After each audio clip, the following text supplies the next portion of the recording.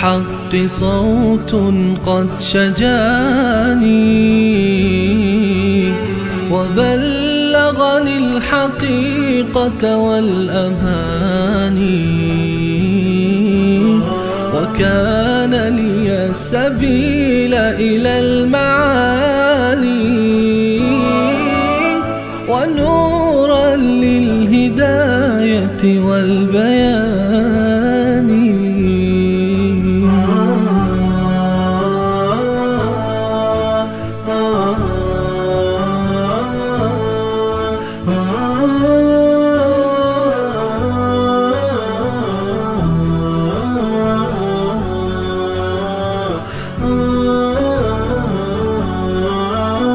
يزيح عن القلوب دجى هواها وينشر في النفوس سنا المعاني، وإن الحق كنز منه تشرى بساتين السعادة والجنان، وليس كمثله ذهب ودر ولا غالي اللآلئ والجمان. نداء الحق صوت قد شجاني وبلغني الحقيقة والأماني، وكان لي السبيل إلى المعالي ونورا للهداية والبيان.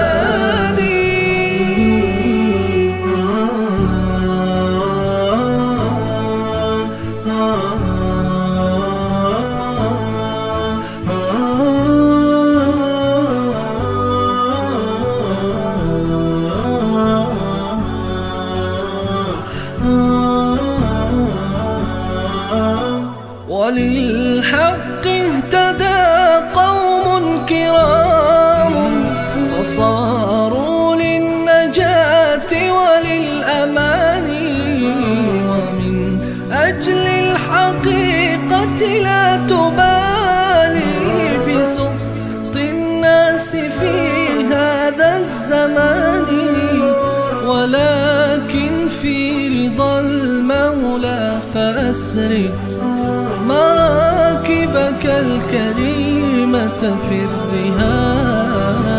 نداء الحق صوت قد شجاني وبلغني الحقيقة والأماني، وكان لي السبيل إلى المعالي ونورا للهداية والبيان.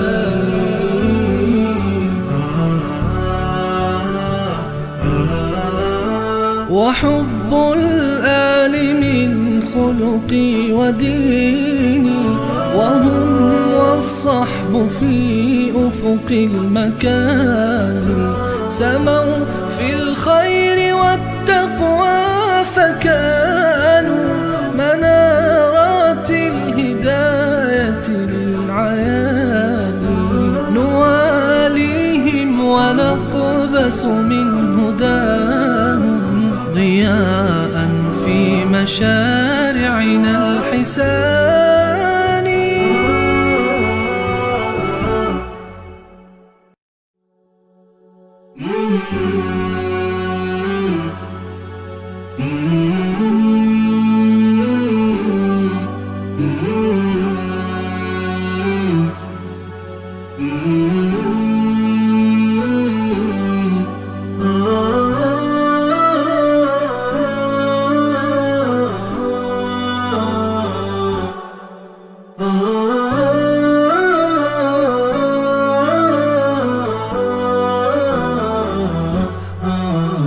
نداء الحق صوت قد شجاني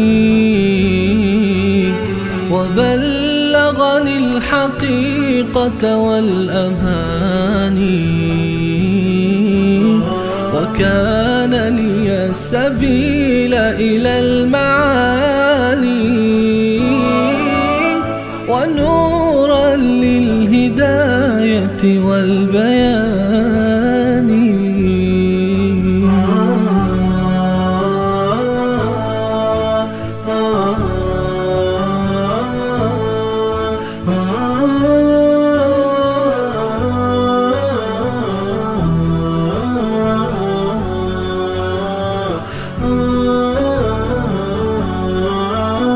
يزيح عن القلوب دجى هواها وينشر في النفوس سنا المعاني، وإن الحق كنز منه تشرى بساتين السعادة والجنان، وليس كمثله ذهب ودر.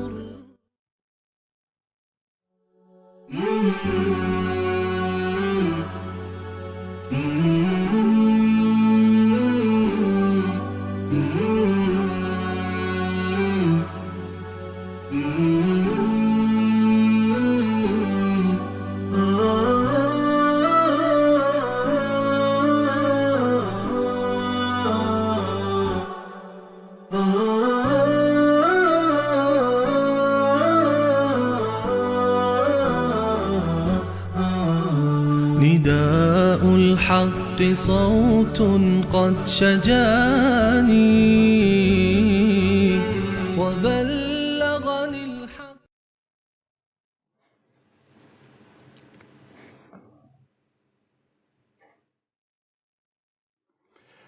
بسم الله الرحمن الرحیم. الحمد لله رب العالمین و الصلاة والسلام على سید الانبیاء والمرسلین حبیبنا محمد و علی آله و صحبه اجمعین. بینندگان عزیز و گرامی، سلام الله علیکم و رحمته و برکاته. در خدمت شما عزیزان هستیم. بعد از مدتی توقف دوستان زیادی شکایت داشتن از مشکلات فنی در برنامه ها، خواستن مشکل صدا داشتیم که الحمدلله دوستان زحمت کشیدن و این مشکلات رو حل کردن. همکنون از این هفته به بعد انشاءالله روزهای جمعه و سه‌شنبه با برنامه زنده آن روی سکه در روز سه‌شنبه و این برنامه منبر شما عزیزان و تماس مستقیم در خدمت شما عزیزان و بزرگواران خواهیم بود و مانند همیشه تماس‌های شما را از طریق واتساپ و یا تلفن مستقیم برنامه خواهیم داشت. در امشب فکر کنم تنها طریق واتساپ میتونید زنگ بزنید، اما روزهای سه‌شنبه انشاءالله تلفن مستقیم رو هم در اختیار ما دوستان عزیز قرار خواهند گذاشت. با شما عزیزان هستیم در این برنامه و انشاءالله تماس‌های شما بزرگواران را از طریق شماره‌ای که دوستان عزیزمون زیرنویس کردن در طول برنامه خواهیم داشت. دوستانی که تماس بگیرن این نکته رو در نظر داشته باشن که باید شماره برنامه رو در موبایلشون حفظ بکنن، حالا بر اسمی که دوست دارید، و بعد از اون در اثنای برنامه می توانید که با ما تماس بگیرید و صحبت‌های خودتون رو با ما و بینندگان عزیز در میان بگذارید. در طول یکی دو هفته‌ای که برنامه نداشتیم تعداد زیادی از عزیزان تماس گرفتن و از طریق واتساپ بعضی از سوالاتی رو مطرح کردن که من در برنامه امشب سعی میکنم که انشاءالله به این سوالات عزیزان هم پاسخ بدم. یکی از عزیزان که 4 شماره اخیرشان 2768 است سوال کردن در مورد ارز دیجیتالی، بیت کوین و غیره. حالا شرکت های جدیدی هم ایجاد شده است. نوشتن که اگر حرام باشد پولی که گذاشتیم چطور به دست بیاوریم، مفادش رو چیکار بکنیم. دوستان عزیز بزرگوار، قضیه ارز دیجیتال، اصلا همین پولهای برقی که ما داریم اکنون استفاده میکنیم، موقعی که در اوایل قرن 19 این پولها به وجود آمد و رایج شد در بین مردم، سر و صدایی در بین علما ایجاد کرد که آیا استفاده این پولها جایز است یا جایز نیست. دلایل زیادی داشتن در این که بعضی از این پولها میدونید هیچ گونه ارزشی نداشت در مرور زمان. به طور مثال ما در زمان جنگ‌های داخلی اگر در افغانستان بیاد داشته باشید، دوستون برای خودش پول چاپ میکرد و ربانی برای خودش پول چاپ میکرد و نمیدونم هر کس برای خودش یک پولی چاپ میکرد. اکثر این پولها هیچ ارزش مادی نداشت، اوراقی بود که چاپ میکردن در بین مردم و این سبب شده بود که ارزش پول بی اندازه بیاد پایین و مثلا یک کسی میخواست اگر بره یک کیلو پیاز و سیب زمینی یا کچالو بخره، باید یک گونی پول رو با خودش یا یک بوجی پول رو با خودش باید ورمی داشت میبرد. در زمان قبل از اینکه پولهای ورقی به وجود بیاد و آنچه که در کل دنیا رایج بود و در دین مبین اسلام هم اکثر محاسبات شهری بر اساس اون میشد، درهم و دینار بود، یعنی سکه های طلا و نقره که بر اساس اون داد و ستد صورت میگیره. خب وقتی که شما یک سکه طلایی رو داشتید و میوردید بازار یک چیزی رو میخرید، میدونستید که این سکه طلا چند گرم طلا هست، گرمش چند هست، ارزشش چقدر هست. برای این اساس هم برای کسی که خریدار بود و هم برای کسی که عرضه کننده بود، برای هر دو طرف واضح بود که این چی است و چقدر ارزش داره. تا اینکه پولهای ورقی آمد. پولهای ورقی هم در شروع میدانید که اشکالات زیادی ایجاد شد در حکم شرعی آن و بعد از اون علما به این نتیجه رسیدن که بله، این پولها در مقابل پشتوانه‌هایی از طلا و نقره یا معادن گرانبهای دیگری که در بانک‌ها به ودیعه گذاشته می‌شود به خاطر اینکه حمل و نقل پول برای انسان‌ها ساده شود، پولهای ورقی درست شد و چک و غیره و اینا. اما اکنون یک مصیبت دیگر این ارزهای دیجیتالی است که اومده. در مورد اینکه آیا این شرعاً جایز هست یا جایز نیست، ببینید اصل بر این است که آن پولی رو که شما می‌خرید، چه ورقی باشد چه دیجیتال باشد، آیا این پول ارزش واقعی دارد یا نه، یعنی ارزش مادی دارد یا نه.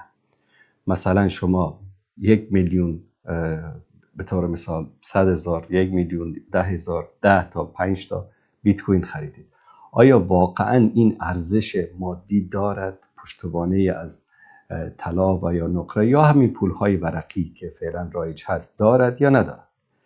اگر دارد خب این حکمش جدا است، اگر ندارد این یک وهم و یک خیال است. مثل که یک نفر بیاد به شما یک چیز رو از هوا همینطور بگیرد بگید بیا داخل این مثلا 1000 دلار هست، بیا اینو بخر.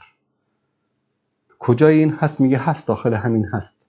یعنی یک سری ارقام و اعدادی رو به اسم پول به شما میفروشن. بچه بسیارن کسانی که با خرید و فروش این ارزها همه دارایی خودشون رو از دست دادن و هستن کسانی که سود کردن و پول به دست آوردن. به هر صورت در این گونه مسائل دو چیز رو باید ما خیلی دقیق در نظر بگیریم. اول اینکه ماهیت این پول چی است، یعنی همان ارزش مادی این پول چی است. آیا این یک طلایی است، نقره‌ای هست، یک موادی هست که در مقابلش این به اصطلاح ارزهای دیجیتالی رو به شما، شماره هایی رو به شما میفروشن؟ اگر این یک مالی باشد، مالی که از او منفعت میبره انسان، یا اصولی باشد، اصول سرمایه گذاری باشد که صورت گرفته است، به طور مثال یک شخصی آمده است، خیلی واضح تر بگیم، اومده مثلا 1 تن طلا رو در یک بانک قرار داده، در مقابل این 1 تن طلا رو یا 1000 کیلو رو یا هر چقدر که بگید یا 500 کیلو رو، این رو چیکار کرده؟ تقسیم کرده مثلا به 10 مثقال. هر مثقالیش رو شماره گذاشته مثلا 568 569 500 مثلا 560 561 و هر شماره این رو به قیمت مثقال طلا میفروشه به شما. این شماره رو که به شما میفروشه در حقیقت یک پشتوانه ای از طلا که در بانک گذاشته شده، در مؤسسه مالی گذاشته شده، ودیعه‌ای گذاشته شده در نزد یک حکومتی، در یک بانکی، آیا این اشکالی ندارد؟ شما میخرید، قیمتش بالا میره، میفروشید. اما نه، هیچ چیزی وجود نداره، یک مؤسسه اومده فقط ارقام و اعدادی راست میفروشه. بعدش شاید بگن بابا این رایج شده، مردم بر اساس این حوالات رو میکنن، بعضی حکومت ها هم دارن با این تعامل میکنن. ولو که این چیز صورت گرفته باشه، اصل در خرید و فروش شرعی این است که به طور مثال الان من بیام به شما بگم که یک لپتاپ دارم، میخوام به شما بفروشم. شما بگید قیمتش چند است، من بگم قیمتش مثلا $1000. شما بگید خریدم، منم بگم فروختم. آیا این خرید و فروشی که ما شما انجام دادیم شرعی شد؟ نه. این خرید و فروش شرعی نیست. اما بگم این لپتاپی که الان شما در جلوی من دارید میبینید، این لپتاپ رو من به شما این لپتاپ رو میفروشم، قیمتش هست مثلا $1000. شما میگید که خریدم، میگم خب پولشو بده. شما $1000 به من میدید، من این لپتاپ رو خاموش میکنم، میدم دست شما. این از خرید و فروش شرعی. باید به اصطلاح پولش اخذ بشه، قیمتش و جنس تسلیم بشه. کوچکترین اشکالی، حیله یا پنهانکاری در این خرید و فروش وجود داشته باشه، این خرید و فروش باطل است. در قضیه ارزهای دیجیتالی هم این مسئله رو باید در نظر بگیریم که آیا واقعا همچین چیزی وجود دارد در حقیقت یا نه، یک خیالی است و یک وهمی است که دارن به مردم میفروشن.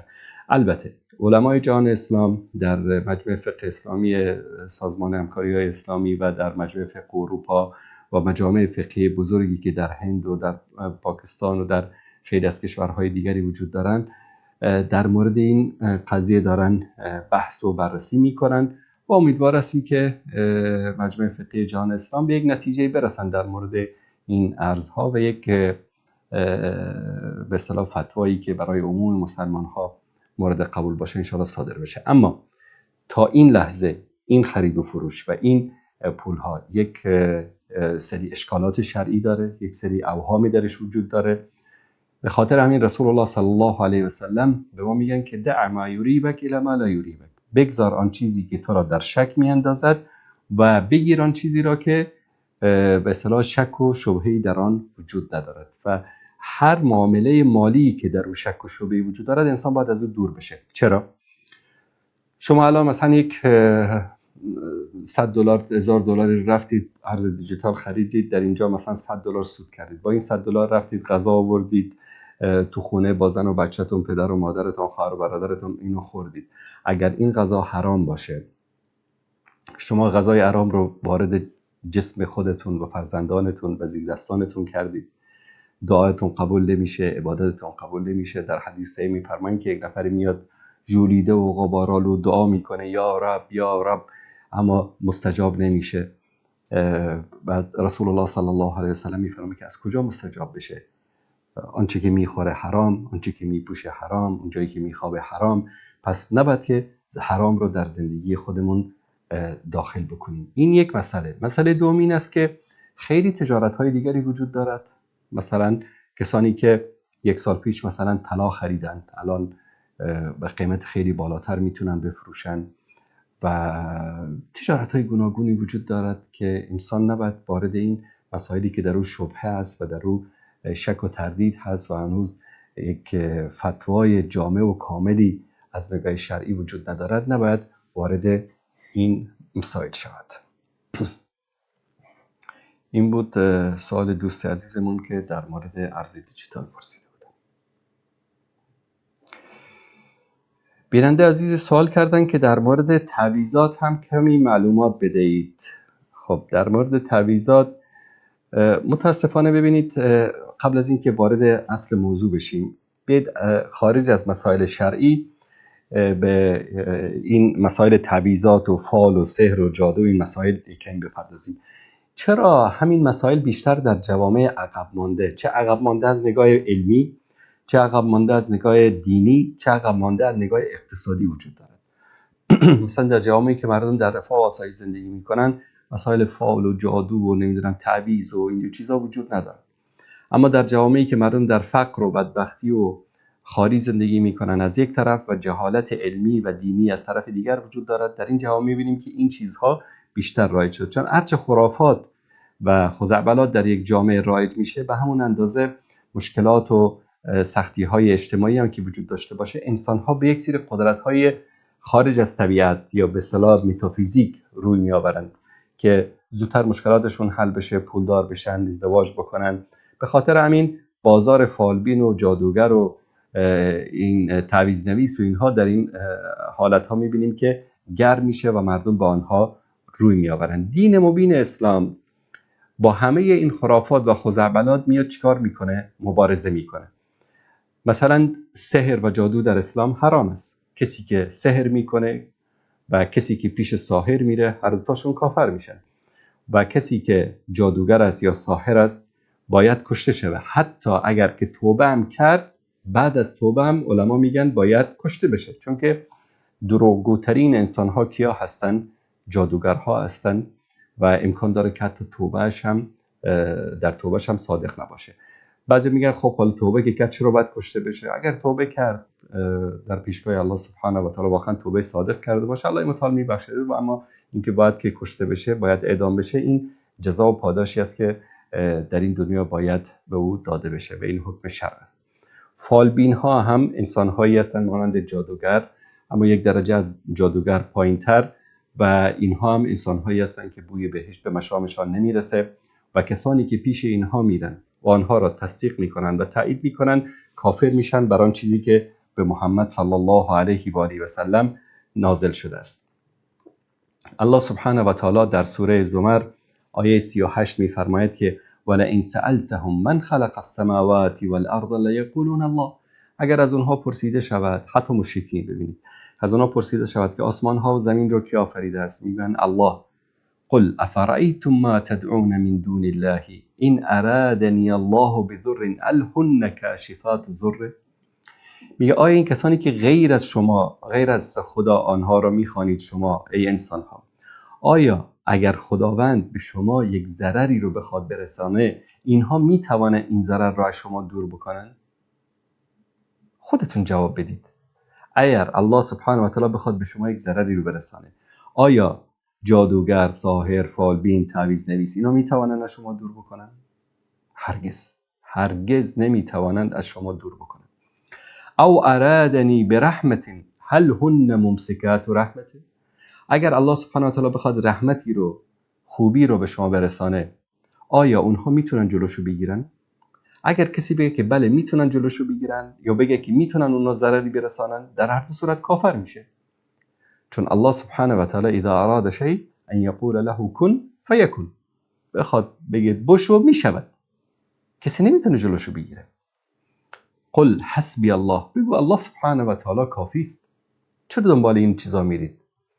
علیه یتوکل المتوکلون. انسان‌های مؤمن، انسان‌های که به الله سبحانه و تعالی ایمان دارن، فقط به کی توکل میکنن؟ به الله سبحانه و تعالی توکل میکنن. در مسند امام احمد از عمران بن حسین روایت شده که رسول الله صلی الله علیه و سلم در دست یک انسانی یک انگشتری رو دیدن. پرسیدن این چیست؟ مرد گفت که این برای واهنه است. یعنی واهنه یا وهن در عربی یعنی بیماری سستی، ضعف جسم. دیدید بعضی قلقایی رو میندازن که این انرژی مثبت میده و نمیدونم فلان میده و انسان رو روحیه میده و قوت میده و فلان میده. رسول الله صلی الله علیه و سلم فرمودن آن را در بیار، زیرا فایده ای ندارد جز این که ناتوانی تو را افزایش دهد، هیچ فایده دیگری نخواهد داشت. و افزودن که اگر در حالی بمیری که آن را پوشیده ای، هرگز رستگار نخواهی شد. یعنی چی است؟ این کار یک شرک است. انسان رو متعلق میکنه، انسان رو به اصطلاح امیدوار میکنه به اون علقه‌ای یا به اون تعویضی یا به اون چیزی که به خودش چیکار کرده است؟ بسته است. درباره تعویض، اگر تعویض از طلسم ها باشد که بعضی دیدید یه چیزای عجب وجقی می نویسن و میدن که طرف ببنده به بازوش، به کمرش، به دستش و به پاش و به موش و به کلاهش و به لباسش، اگر از طلسم ها باشد، این کفر است، شرک اکبر است. این استمداد از شیاطین و جن هاست و این جایز نیست. اگر از آیات قرآنی باشد، رأی جمهور علما بر این است که تعویض حتی اگر از آیات قرآنی هم باشد جایز نیست. چرا؟ این با این آیات قرآنی که مثلا شما در بدنتون گذاشتید، شما بیوضو میشید، جنوب میشید، غسل بر شما واجب میشه، یعنی با این بعضی اوقات شاید به مستراح برید، به بیت الخلا برید، به توالت برید و همه اینها توهین و تحقیر آیات قرآنی است و این جایز نیست. پس نظر جمهور علما هم بر این است که تعویض یا تمیمه یا چیزایی که مهرایی که برای چشم زخم میزنن به بازوهای کودکان، اینا هیچ کدامش جایز نیست. رسول الله صلی الله علیه و سلم در حدیث صحیح میفرمایند که کسی که تعویضی یا تمیمه‌ای که به خاطر شفا باشد به گردن خود بیاویزد، الله سبحانه و تعالی طلبش را برآورده نمیسازد. این تعویضی رو که شما به خاطر اینکه مثلا مشکلی ازتون حل بشه رو به خودتون آویزان میکنید، الله سبحانه و تعالی این مشکل شما رو حل نمیکنه. و کسی که مهره‌ای یا صدفی رو یا چیزی رو که از دریا عادتا استخراج میکنن، این رو برای چشم زخم و فلان این چیزا به بدن خود بیاویزه یا هر چیز دیگری رو که بیاویزه، الله سبحانه و تعالی آرامش را از او میگیرد. رسول الله صلی الله علیه و آله و سلم فرمودن که الله سبحانه و تعالی آرامش رو از او میگیره. کسی که نخ میبنده، کسی که یک سری بازوبندایی رو میبندن یا به گردن یا به دست یا به هر قسمتی از بدن، حذیفه ابن یمان رضی الله تعالی عنه هر کسی رو میدید که این چیزا رو به بدنش آویزان کرده و رو میکرد. ببینید ما مسلمانان مکلف بر این هستیم که توکل ما، ایمان ما، استعانت ما، استغاثه ما فقط از الله سبحانه و تعالی باشه. به هیچ چیزی غیر از الله سبحانه و تعالی نباید انسان توجه بکنه. من دون الله رو نباید اصلا انسان در نظر بگیره. من دون الله همه چیز است. من دون الله حتی انبیا، حتی اولیاء، اینا من دون الله هستن. هیچ کدام انبیا و اولیاء، حتی رسولان اولوالعزم الهی هم در بین ما و الله سبحانه و تعالی قرار نمیگیرن. بهترین تعویض، بهترین تمیمه، بهترین عملی که یک انسان میتونه انجام بده دعا کردن است. ادعونی استجب لکم. الله متعال میفرماید که مرا بخوانید تا شما را اجابت بکنم. به طور مثال شما در این آیه قرآن کریم دقت بکنید که الله متعال میفرماید که و من اضل ممن یدعو من دون الله من لا یستجیب له الی یوم القیامه و عن دعایهم غافلون. کیست گمراهتر از کسی که غیر از الله کسانی را میخواند که تا روز قیامت هم صدای شما را، دعای شما را نمیشنود. اما الله متعال میگه که ادعونی استجب لکم، مرا بخوانید تا شما را اجابت میکنه. بعضیا میان چی میگن؟ میگن که نه، اینایی که ما میخواهیم اینا میشنون. الله متعال در سوره فاطر آیه 13 و 14 جواب اونها رو میده. میگه که بعد از اینکه میگه که ذالکم الله ربکم، این الله است، پروردگار شماست، له الملک، صاحب اختیار، پادشاه اوست، والذین تدعون من دونه ما یملکون من قطمیر. کسانی که غیر از الله میخوانید مالک هیچ چیزی نیستن، حتی مالک پوست نازک هسته خرما هم نیستن. خب شما فکر میکنید که میشنوند؟ این تدعوهم لا یسمعوا دعاءکم. اگر شما اونا رو صدا میکنید اونها صدای شما رو نمیشنوند. اونا فکر میکنید میشنوند؟ ولو سمعوا، اگر بالفرض محال بشنوند، مستجابوا لکم، اجابت نمیکنن. و یوم القیامت یکفرون بشرککم، و روز قیامت در پیشگاه الله متعال میگن بابا پروردگار ما از اینا بیزاریم، اینا غلط کردن، ما نگفته بودیم که شما از ما بخواید، اینا خودشون اشتباه کردن. هر روز در هر رکعت نماز میگیم ایاک نعبد و ایاک نستعین، بار الله تنها از تو استعانت، از تو مدد، از تو کمک میجوییم و تنها تو را میپرستیم، یا تنها تو را میپرستیم و تنها از تو یاری و مدد میجوییم. همیشه این رو میگیم، اما به مجرد اینکه مشکلی، سختی برامون ایجاد شد، الله متعال رو فراموش میکنیم، دست به دامان جادوگر و فالبین و تعویض نویس. و یک نکته خیلی جالب، یک مسئله عقلی رو خدمت شما عزیزان بیان بکنم. اگر اینا واقعا، اینایی که این کارا رو میکنن راست میگن که مشکلات شما رو میتونن حل بکنن، چرا خودشون در ذلت و خواری و بدبختی زندگی میکنن؟ چرا برای خودش یک تعویضی نمینویسه که مثلا میلیونر بشه، که دیگه مجبور نشه به خاطر 5 روپیه و 10 روپیه و $10 و $5 بره مردم رو فریب بده، تعویض بنویسه و دم و دعا بخونه برایشون؟ این رو یک کمی انسان باید در موردش فکر بکنه. تشکر میکنم از بیننده عزیز. بیننده فرستان پیامی با چهارشماره اخیر 7296 که استاد محترم در مورد حوثی‌های یمن روشنی بیاندازید. بله، حوثی‌های یمن که شاید در این شب و روزهاش دیده باشید که سر و صدای زیادی هم ایجاد کردن با موشک زدن به صهیونیست‌ها و بستن راه‌های کشتیرانی و فلان. حوثی‌ها کیا هستن؟ ببینید، سرزمین یمن از قدیم الایام، یعنی از زمان زید ابن علی ابن ابی طالب رضی الله تعالی عنه، گروهی در اونجا، یک باور دینی در اونجا وجود داشت به نام امامت شیعیان امامی زیدی به اونها میگن. شیعیان امامی زیدی نزدیکترین گروه شیعه به اهل سنت هستند و اتفاقا یعنی بین اهل سنت و بین اونها فرق چندانی وجود نداره. فقط اونها به ابوبکر و عمر و عثمان و علی احترام میگذارن، اینا رو خلفای راشدین میدانن و بعد از حضرت علی زید ابن علی رو به عنوان امام میدونن و همین سلسله ادامه پیدا میکنه و تا امروز هم که هست در بینشون امام دارن، امام مذهب زیدی که باید از اهل بیت رسول الله صلی الله علیه و آله و سلم باشه. زیدیا بیشتر در مناطق یمن، در قسمت‌هایی از عمان و این مناطق زندگی می‌کردند و در طول تاریخ یعنی جماعت مسالمی بودند، در جنگ‌ها و در درگیری‌ها زیاد اشتراک نداشتند و همیشه تابع خلافت اموی و عباسی و حکومت‌هایی که اومده بودن و خلاصه مشغول کار و تجارت و طلب علمشون بودن و در اونجا مشکلی نداشتن، تا اینکه تحولات اخیری که بعد از انقلاب منحوس خمینی رخ داد، طبعا اینا چون به اسم شیعه شناخته میشدن، تعدادی از اینها رو حکومت ایران، همین زیدی‌ها رو برد به ایران و در اونجا در قم اینها رو از شیعه زیدی تبدیل کردن به شیعه اثناعشری. شیعیانی که با اهل سنت مشکل نداشتن، به صحابه توهین نمی‌کردن. حتی خیلی از ائمه بزرگوار که شاید امروز شما فکر بکنید که از اهل سنت هستن، مثل امام شوکانی. تفسیر شوکانی معروف است که تفاسیر معتمد در نزد علمای اهل سنت است. صاحب این تفسیر زیدی است، شیعه زیدی است و ما از علمای شیعه زیدی در مصادر اهل سنت استفاده میکنیم، از تفاسیرشون، از کتبشون. در صورت اینا آمدن چیکار کردن؟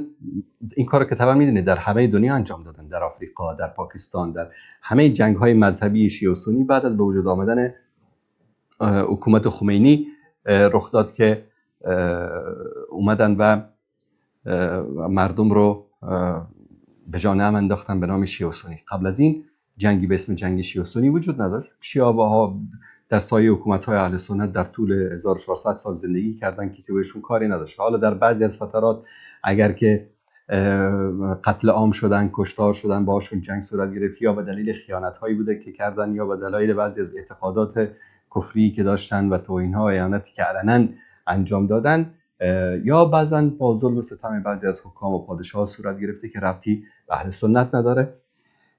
به هر صورت اینا اومدن و اینا رو بردن در ایران و به اینها عقیده اثناعشری رو یاد دادن و از این شیعه‌های زیدی که به اهل سنت نزدیک بودند، شیعیان رافضی اثناعشری درست کردن و بعد مانند حزب اللهی رو که در لبنان درست کردن و نمیدونم حزب الله و حرکت نصر و فلان در افغانستان درست کردن.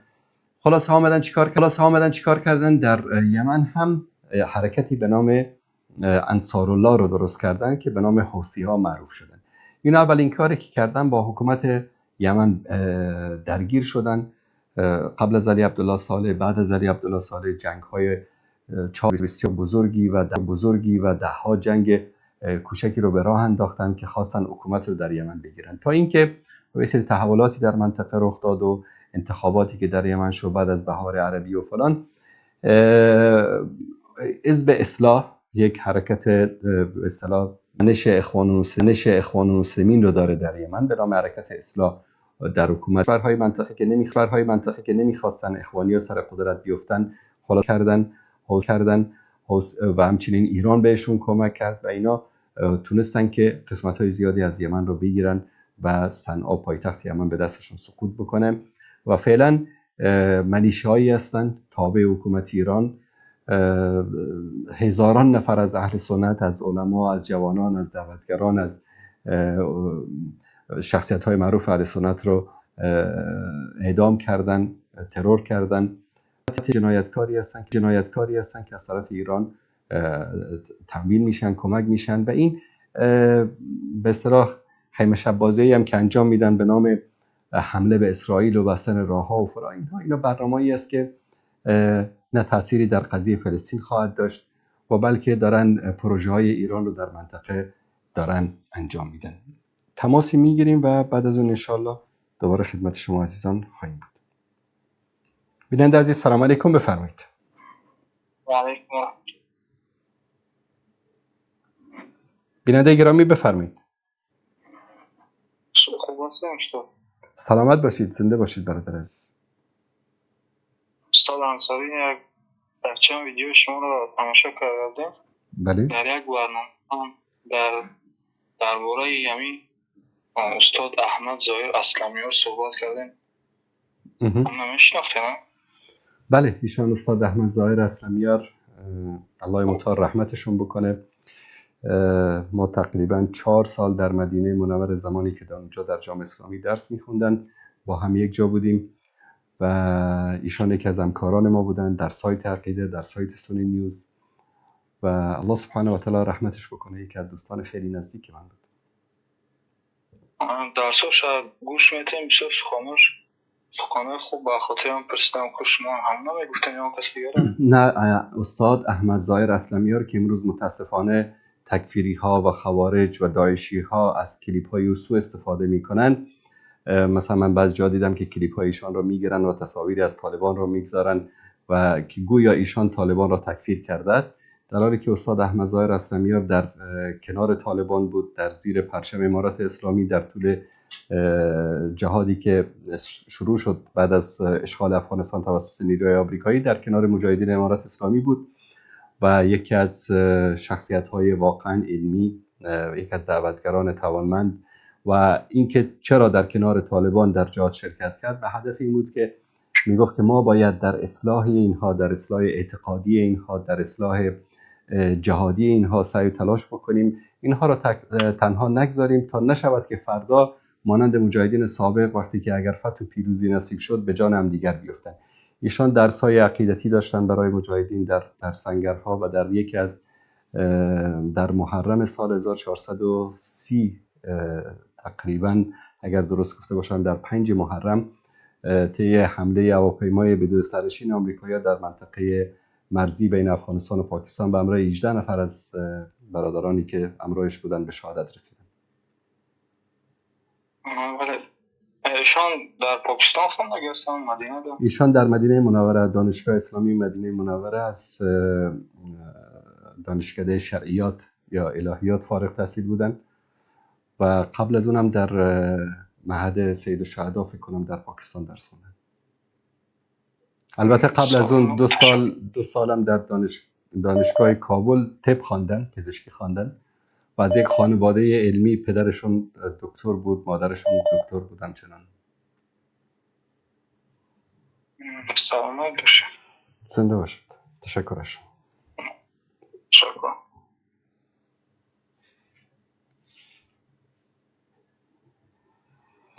سلام علیکم بیننده گرامی، بفرمایید.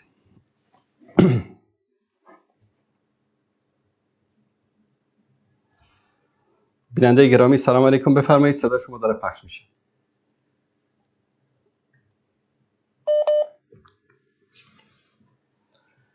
دوستان عزیزی که تماس میگیرن لطفاً دقت بکنن که اینترنت. سلام علیکم و رحمت الله و برکاته. علیکم السلام و رحمت الله و برکاته. استاد محترم خوب هستین؟ بخیر هستین ان شاء الله؟ سلامت باشید برادر عزیز، زنده باشید. نصیحتان باشه. دوستان بزرگوار، من ترکیه هستم. میبینم که عکس ها را بوت ها را متاسفانه به مکاتب ترکیه روبروی اون بچه هایی که به مکتب میخواند ایستاد میکنن، به خاطر احترامش میگن سرود ملی میمانن. این بوت پرستی هست خیر دوستان بزرگوار؟ باشه، در این مورد صحبت میکنم برادر عزیز. بعدش هم استاد بزرگ سال یک بار به نظرم اون روزی که وفات کرده به نام آتاتورک کسی هسته، همه مردم ایستاد میکنن ساعت 9 صبح 5 دقیقه 9 صبح 5 دقیقه 1 دقیقه مردم همه گیرم مگن ایستاد شدن به خاطر احترامون. من ایستاد نشدم واسش. آیا بود پرستی میشود چنین؟ باشه، چشم، در این مورد صحبت میکنم برادر عزیز. حفظ الله باشه استاد. آنچه که در مورد بعضی از شخصیت‌ها چه در ترکیه و چه در بقیه کشورها شخصیت‌های ملی و یا شخصیت‌های که حالا طبق آنچه که اعتقاد دارن مردم این کشورها استقلال این کشور رو گرفتن، مثلا در افغانستان امان الله خان بهش میگن و در ترکیه مصطفی کمال آتاتورک و در عربستان مثلا ملک عبدالعزیز، در پاکستان محمد علی جناح هست، در هندوستان مهاتما گاندی است. هر شخصیتی ولو اینکه هر چقدر به ملتش خدمت کرده باشه، اعمال نیک و شایسته انجام داده باشه، در مقابل او رکوع کردن، سجده کردن جایز نیست. رکوع و سجده کردن فقط برای ذات اقدس الهی است و مجسمه ساختن از این گونه انسان‌ها و در اماکن عمومی قرار دادن و برای او تعظیم کردن، رکوع کردن یا سجده کردن، این اعمال شرکی است و جایز نیست از نگاه دین و بین اسلام. این عمل ناجایز است و این شرک محسوب میشه. کسی در مقابل یک انسانی، چه انسان زنده‌ای باشه چه انسان مرده‌ای باشه، در مقابل قبری باشه، در مقابل بتی باشه، در مقابل تصویری باشه، در مقابل مجسمه‌ای باشه، رکوع و سجده بکنه، این شرعاً حرام است و جایز است. رکوع و سجده فقط برای ذات اقدس الله سبحانه و تعالی. الله متعال میفرماید فصلی لربک وانحر، فقط برای پروردگارت نماز بخوان. نماز همون رکوع و سجده است، قیام و رکوع و سجده است. پس اعمالی که خاص برای الله سبحانه و تعالی باید انجام بدیم، انجام دادنش برای کسی دیگر جایز نیست. تا جایی که من اطلاع دارم در ترکیه و در هیچ یک از کشورها کسی رو مجبور نمی کنن که باید مثلا به بوتی یا به تصویری یا به عکسی سجده بکنه. کسی رو مجبور نمی کنن. رکوع کردن و سجده کردن اجباری نیست و کسانی که این کار رو انجام میدن به خاطر محبت بیش از حد و به خاطر به اصطلاح اعلی اعتقادی که به اون شخص دارن این رو انجام میدن و اکثر شرک ها و کفر هایی که در طول تاریخ ایجاد شده به خاطر محبت بیش از حد بوده. الله سبحانه و تعالی در مورد پیامبر صلی الله علیه و آله و سلم، سیدنا و حبیبنا مصطفی صلی الله علیه و سلم میفرماید که قل انا بشر مثلکم، بگو ای محمد که من بشری مثل شما هستم. یعنی چی؟ از نگاه جسم من و قیافه من و این اندام من هیچ فضیلتی بر شما ندارم. من پیامبری که به عنوان حبیب الله، به عنوان خاتم الانبیا برای شما فرستاده شدم و این همه فضائل دارم، بشر مثلکم، مثل شما بشر هستم. لا یملک لنفسی نفعا ولا ضرا، من مالک نفع و ضرریم برای خودم نیستم. ولو كنت اعلم الغیب لاستكثرت من الخیر و ما مسنی السوء، اگر من محمد غیب میدانستم خب کارهای خوبی زیادی انجام میدادم و ضرری به من نمیرسید. رسول الله صلی الله علیه و سلم در جای دیگر میفهمه ما کان محمد ابا احد من رجالکم ولكن خاتم النبیین و رسول الله. پیامبر صلی الله علیه و سلم رسول الهی است. این بزرگترین فضیلتی است که الله سبحانه و تعالی به رسول الله صلی الله علیه و سلم داده. ما به پیامبر صلی الله علیه و سلم احترام داریم، به ذات شریف ایشان احترام داریم، ایشان را دوست داریم، چون محبت ایشان محبت الله سبحانه و تعالی است. چون ایشان از طرف الله سبحانه و تعالی به عنوان نبی و رسول فرستاده شدند. چون ایشان از طرف الله سبحانه و تعالی کلام الله رو، قرآن کریم رو برای ما آوردن. به این خاطر به ایشان عزت و احترام داریم. اما همین محمد صلی الله علیه و آله و سلم که جان ما، پدر و مادر و همسر و فرزندان ما فدای او باد، ما برای او سجده نمی کنیم، ما برای او خم نمیشیم، چون الله سبحانه و تعالی به ما گفته که فقط در مقابل ذات اقدس الهی انسان باید خم بشه. در مقابل پدر، مادر، استاد، هیچ شخصیت انسان نباید رکوع و سجده بکنه. این جایز نیست، این مختص و ویژه الله سبحانه و تعالی است. و متاسفانه در جوامعی که از دین اطلاعی نداشته باشن، از قرآن اطلاعی نداشته باشن، این اعمال را انجام میده و اگر به اونها گفته بشه، فرمانده بشه که رکوع کردن، سجده کردن جایز نیست برای یک انسان، برای ولو اینکه مؤسس یک کشور باشه، برای اینکه رهبر خیلی بزرگی باشه، برای اینکه خدمات شایانی انجام داده، همه اینا به جای خود، اما این فقط برای ذات اقدس الهی است. این که در روز وفات فلان شخصی، یک عادت غربی است، متاسفانه وارد بعضی از کشورهای اسلامی شده و کسی را مجبور به این کار نمی‌کنن. یعنی کسی مجبور نیست که حتما در اون ساعت وایسته، در اون ساعت ادای احترام بکنه. کسی که دوست داره میکنه و کسی که دوست نداره از او بازخواستی صورت نمیگیره. بیننده دیگری سوال کردن که جناب استاد، در این شرایط که امت اسلامی زیر بمبار و ظلم و صهیونیست و کفر است، جهاد علیه کفر حربی و صهیونیست بر تک تک مسلمانان لازم است، واجب است، چرا هیچ یک از علما، مجتهدین، مقلدین، بزرگان امت اسلامی فتوا جهاد علیه صهیونیست کافر صادر نمی‌کنند؟ ببینید برادر عزیز گرامی، بعضی امور در اسلام واضح و آشکار است، احتیاج به فتوا ندارد. مثلا کسی به شما بگه که گوشت حرام نخور، گوشت خوک نخور، آیا شما میگردید دنبال این که ملای منطقه شما یا ملای جهان اسلام بیاد به شما فتوا بده که گوشت خوک نخور؟ حالا در کتابش گفته گوشت خوک نخور. الله سبحانه و تعالی در کتابش امر به جهاد کرده که ملا فتوا بده یا فتوا نده تغییری در اون.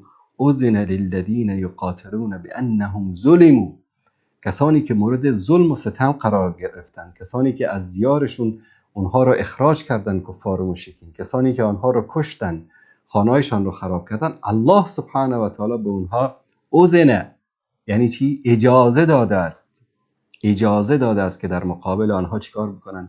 جهاد بکنن. ما متاسفانه به خاطر اینکه ضعف خودمون رو، ضعف ایمان خودمون رو، ضعف همت خودمون رو بخوایم توجیه بکنیم یا بخوایم خودمون رو فریب بدیم، منظور من شما نیستید، عموم مسلمان ها بیان میکنم، بخوایم که توجیه بکنیم، بهانه میاریم که حالا علما فتوا ندادن و فلان چطور شد و راه مشکل است و سختی است. من در یک از کلیپ‌ها عرض کرده بودم اگر بخواد لندن بره خوب راه رو بلد است که از افغانستان بره ایران، از ایران بره ترکیه، از ترکیه بره یونان، از یونان بره قبرس، از قبرس بره بلژیک، از بلژیک بره نمیدونم از سر دیوار رو نمیدونم خودش رو بندازه به آلمان و از اونجا مثلا بره به بریتانیا. خوب راه رو پیدا میکنن، پولش هم پیدا میکنن، خرج و مصارفش. اما وقتی که مثلا جهاد فلسطین مطرح بشه، بعد بالا چطور است، راه نیست، حکومت‌ها اجازه نمیدن، مرزها بسته است، فلان است. کسی که بخواد میکنه، والله کسی که بخواد امروز کمک بکنه به فلسطین و کمک مالی، کمک جانی، هر کمکی بکنه راهش رو پیدا میکنه. منتها یک نکته هم است که امروز مردم فلسطین به مجاهدینی که برن در اونجا در کنارشون وایستن نیاز ندارن و این یک واقعیت هست. یعنی به تعداد کافی مجاهدین در اونجا هستن که بتونن از سرزمینشون دفاع بکنن. مشکل در اضافه شدن افراد در صفوف اونا نیست، مشکل در این است که همه جهان اسلام متاسفانه از صهیونیست های فارس و عرب گرفته، همه اینها در کنار ظالم، در کنار اشغالگر ایستادن، یا واضح و صریح و آشکار یا به طور پنهانی و با منافقت. امروز یعنی مشکل فلسطین مشکل من و تو و 4 تا شخصیت نیست که ما بخوایم مشکل فلسطین رو حل بکنیم. مشکل فلسطین امروز اون حکام و اون به اصطلاح دست نشاندگان یهود و نصارا هستن که متاسفانه ملت‌های اسلامی رو بنده و برده و اسیر خودشون فکر میکنن و آنها را در پشت دیوارهایی به نام مرزها در غل و زنجیر کشیدن. در حقیقت مسلمان امروز در کشورهای مختلف، شاید همه اینطوری نباشن، اما خیلی هاشون در یک زندانهای بزرگی به نام یک کشور زندگی میکنن که هیچ حول و قوه‌ای ندارن مگر آنچه که حاکم و نظام بخواد. به خاطر همین ما نباید به فکر این باشیم که والا چرا مجتهدین و مقلدین و علما و دعات فتوا صادر میکنن. یک سری مسائل است که در اسلام واضح و آشکار بیان شده، نیاز به فتوا نداره. فتوا در اموری داده میشه که واضح نباشه، در قرآن و در سنت آشکارا بیان نشده باشه، بعد از اون انسان میره پیش علما از اونها فتوا میگیره. نوشتن که جوان 19 ساله‌ای هستن، در دفاع از حمایت از امت اسلامی هیچ کاری از دستشون نمیاد. آیا اگر به این طور فیزیکی در جا درس شرکت کنم به خاطر شهادت دفاع از اسلام شهید کشته شوم شهید حساب میشم؟ هر انسانی که در دفاع از برادران و خواهران مسلمانش شهید بشه، نحسبه شهیدا عند الله، یعنی ما رو در نزد الله سبحانه و تعالی شهید حساب میکنیم. الله سبحانه و تعالی میگیم که شهادتش رو قبول بکنه. به طور مثال همین یک سری هواپیماهای بدون سرنشین و بعضی از سلاح‌های که از تکنولوژی بسیار پیشرفته در او استفاده میشد در حماس، کسی که اینها رو برای حماس ساخته میدونید کی است؟ یک جوان الجزایری از کشور الجزایر. یک جوان الجزایری است که این سلاح‌ها رو ساخت و بعداً توسط موساد استخبارات رژیم صهیونیستی ترور شد. فکر کنم در تونس ترور شد و از کشورهای مختلف بودن، از مصر، از کشورهای مختلف. در جنگ سال 67 مثلا مجاهدین از کویت، از عربستان، از کشورهای مختلفی در جنگ بر علیه صهیونیست‌ها شرکت کردن و کسی که بخواد میتونه شرکت بکنه. و اینکه کی شهید است این رو فقط الله سبحانه و تعالی، چون که من از دل شما خبر دارم، نه از نیت شما خبر دارم و یعنی ما به یقین و قطعی هیچ کسی رو نمیتونیم بگیم که شهید است.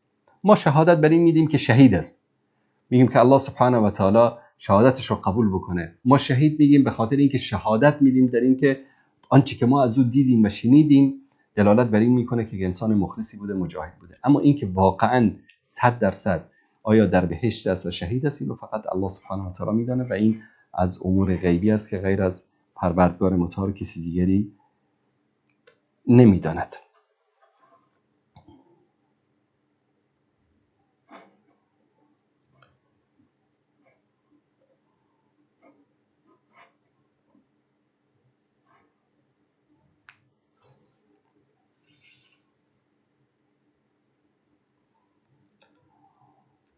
سلام علیکم، بیننده گرامی بفرمایید. الو. بله بفرمایید. میشن. بفرمایید برادر. استاد انصاری یک سوال بهتون گفتم. بفرمایید. استاد انصاری جواب سلام علیکم و رحمت الله. علیکم السلام و رحمت الله. سلامت خیلی علاقه کردم تصمیم شد یک سوال زیاد است، راست یک سوال میتونم کامتر مختصر جواب شده. بفرمایید. تمام. اما یک قصص الانبیا را گفتم درباره هود علیه السلام، وقتی که قبیله‌اش عادی‌ها به آب میمانند، حاکمی از چی میاد، اما با مکه میروند، میگن برای الله خواستنی چی مکه در زمان اونا راستی ما شنیده بودم که ابراهیم علیه السلام مثلا کعبه را ساخته است. در زمان در مکه چی بود امیرا نفهمیدم، ما امیرا مختصر جواب میدادن. در زمان هود علیه السلام و قبل از هود علیه السلام، حتی در زمان آدم علیه السلام، حتی قبل از آدم علیه السلام، همین مکانی که کعبه مشرفه است و مکه مکرمه است، این مکان وجود داشت. قبل از انسان ها ملائکه میگن در اینجا طواف میکردن و حتی میدان عرفه به معنی طبق بعضی از داستان هایی که آمده میگن که در اونجا مکانی است که آدم علیه السلام و حوا علیها السلام هم دیگر رو شناختن، به خاطر همین عرفه یعنی شناخت ذکر شده. خانه کعبه قبل از ابراهیم علیه السلام وجود. ابراهیم علیه السلام و اسماعیل علیه السلام تجدید بنا کردن. اما استاد عزیز یک چیز دیگه پرسنتان، یک چند هفته شد پخش مستقیم تا پیدا نمیکردم. امی سببش در چی بود؟ یک شما یکون کانالی علایده دارین در اوجه پخش مستقیم ممکن؟ نه، یک سری مشکلات فنی داشتیم، الحمدلله حل شد. از این به بعد در خدمت شما هستیم. تشکر زیاد. سلامت باشید. زنده باشید. تشکر از این برادر عزیز و بزرگوار. بیننده‌ای در مورد اسقاط مرده درست است یا حرام نوشتن که معلومات دقیق بدهید. اسقاط مرده، از نگاه ملاهای که در فکر شکم خودشان هستن و بر شکلی شده باید پول مردم رو و دارایی مردم رو به جیب بزنن، میگن حلال است. اما ببینید برادر عزیز، یک معیار رو من خدمت شما عزیزان عرض بکنم. در دین مبین اسلام هر عملی که به عنوان عبادت که از این عمل ما طلب اجر و پاداش از الله متعال داشته باشیم، این رو میگن عبادت. عملی که ما انجام میدیم و در مقابل این عمل از الله سبحانه و تعالی اجر و پاداش میخواییم، در این باید چند شرط باشد. اولا خاص برای الله سبحانه و تعالی باشد. دوم این که این عمل مطابق قرآن و سنت باشد. هر عملی که در او اخلاص نباشد، نیت نباشد و مطابق قرآن و سنت نباشد، به این میگن بدعت. امروز تا بگی بدعت، بعضی از این ملاهای بدعتی، پس امروز این موبایلی که استفاده میکنی بدعت هست، این تلویزیون بدعت هست، این کامپیوتر بدعت هست، این ماشینی که سوار میشی بدعت هست، این کت شلواری که میپوشی بدعت هست، این عینکی که داری بدعت هست. یک لحظه آرام دقت بکنید. بدعت به عملی گفته میشود که در دین ایجاد شود به عنوان عبادت و از این عبادت ما از الله سبحانه و تعالی درخواست پاداش بکنیم، به این میگن بدعت. ما با استفاده کامپیوتر که از الله سبحانه و تعالی کدام عبادت انجام نمیدیم، با استفاده از موبایل که کدام عبادت انجام نمیدیم، این اسباب معیشت روزانه انسان هست. اما مثلا الله متعال گفته که صبح 2 رکعت نماز فرض برای من بخوان، قبل از اون 2 رکعت سنت بخوان. رسول الله صلی الله علیه و سلم این رو برای ما بیان کردن. گفتن که در رکعت اول باید سوره فاتحه رو بخونی، بعد از استفتاح، بعد از اون یک سوره دیگری رو بخونی، بعد از اون رکوع بکنی، سجده بکنی. آیا رکوع و سجده کردن کار خوبی است یا کار بد؟ همه ما میگیم کار خوبی است. پس چرا به جای 2 تا سجده من 100 تا سجده نکنم؟ به مجرد این که به جای 2 تا سجده 3 تا سجده کردی، عبادتت باطل میشه. چرا؟ چون این عبادت مطابق قرآن و سنت نبوده، یعنی مطابق قال الله و قال رسول نبوده. هر این معیار را همیشه برای خودتان قرار بدید. هر روز نپرسید از هر کس که والا این کار جایز است یا این کار جایز نیست. هر کاری که دلیلی در قرآن و سنت وجود نداشت و به عنوان عبادت و برای کسب اجر و ثواب انجام بشود، این عمل بدعت است. رسول الله صلی الله علیه و آله و سلم فرمودن من احدث فی امرنا هذا ما لیس منه فهو رد. هر کسی که در این امر، یعنی در شریعت محمدی صلی الله علیه و سلم، امری رو وارد بکند که در او وجود نداشته باشد، این چی است؟ این برگردانده می شود به خودش.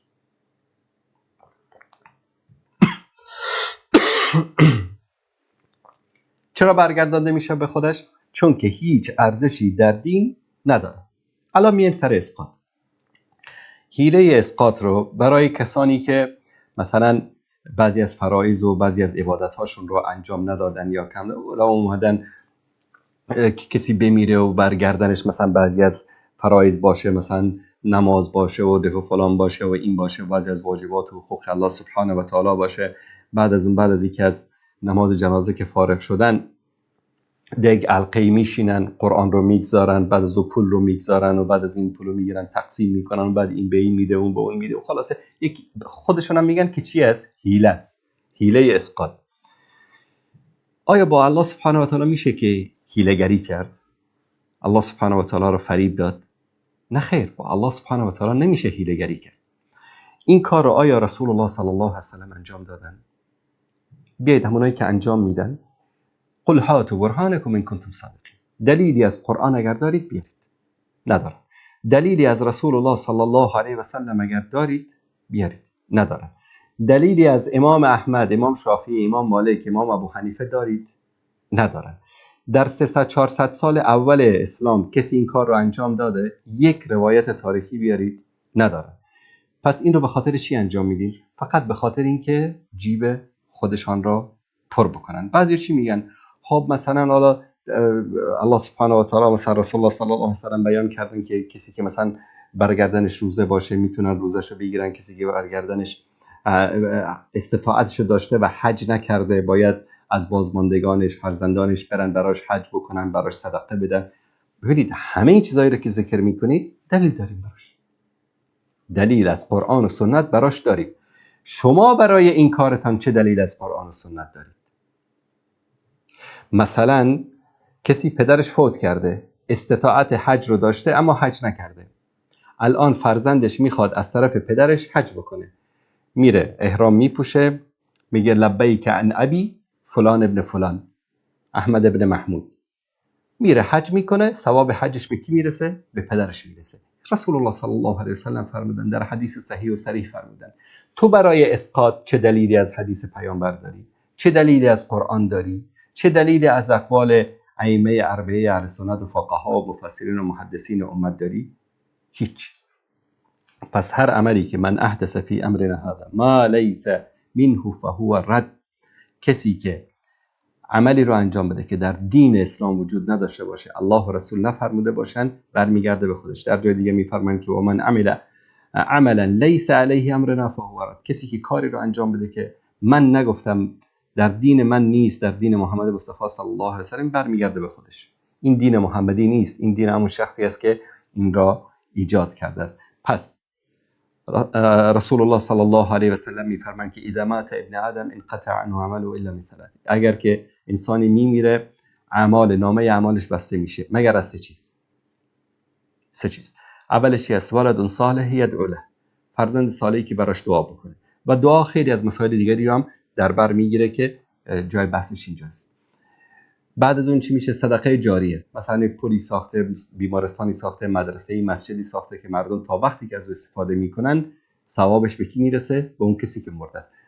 و علم نافع، کسی کتابی نوشته، کسی تفسیری نوشته، کسی شرح حدیثی نوشته، کسی کتابی در علم نوشته، در طب نوشته، در هندسه نوشته، در هر چیزی که نوشته که مردم برای آسایش مردم، برای آسایش انسانها از او استفاده میکنن، اجر و پاداشش بهش میرسه. پس چیزی به اسم اسقاط در دین اسلام وجود نداره. این فقط یک حیله‌ای است از ملاهای مفتخور شکمچران که جیب خودشان رو پر بکنن و دلیلی هم برایش ندارن. و اونایی که میان دلایل لایت چسبک وادا در کتاب فلان اومده، در کتاب فلان اومده، بهش بگید که دلیل از قرآن داری یا نداری؟ میگه ندارم. دلیل از بخاری و مسلم داری یا نداری؟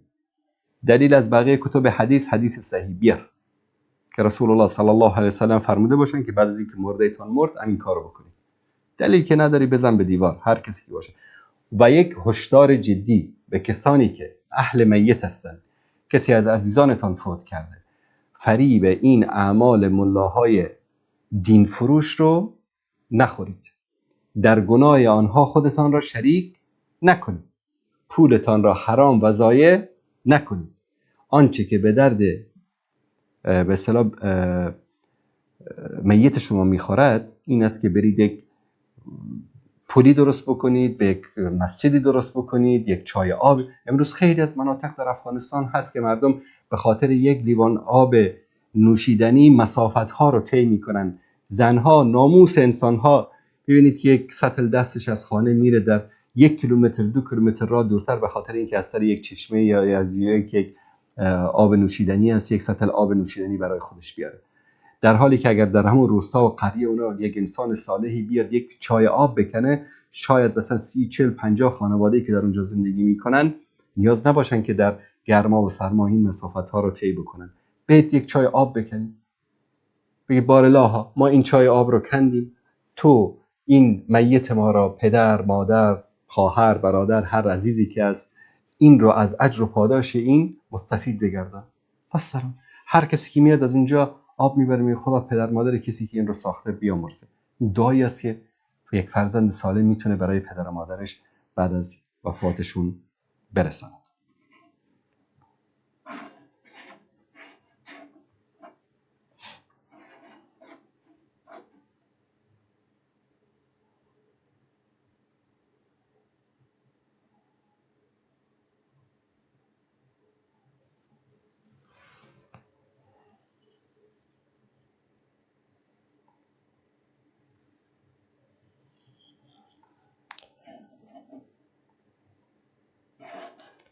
تشکر میکنم از همه عزیزانی که با ما همراه هستند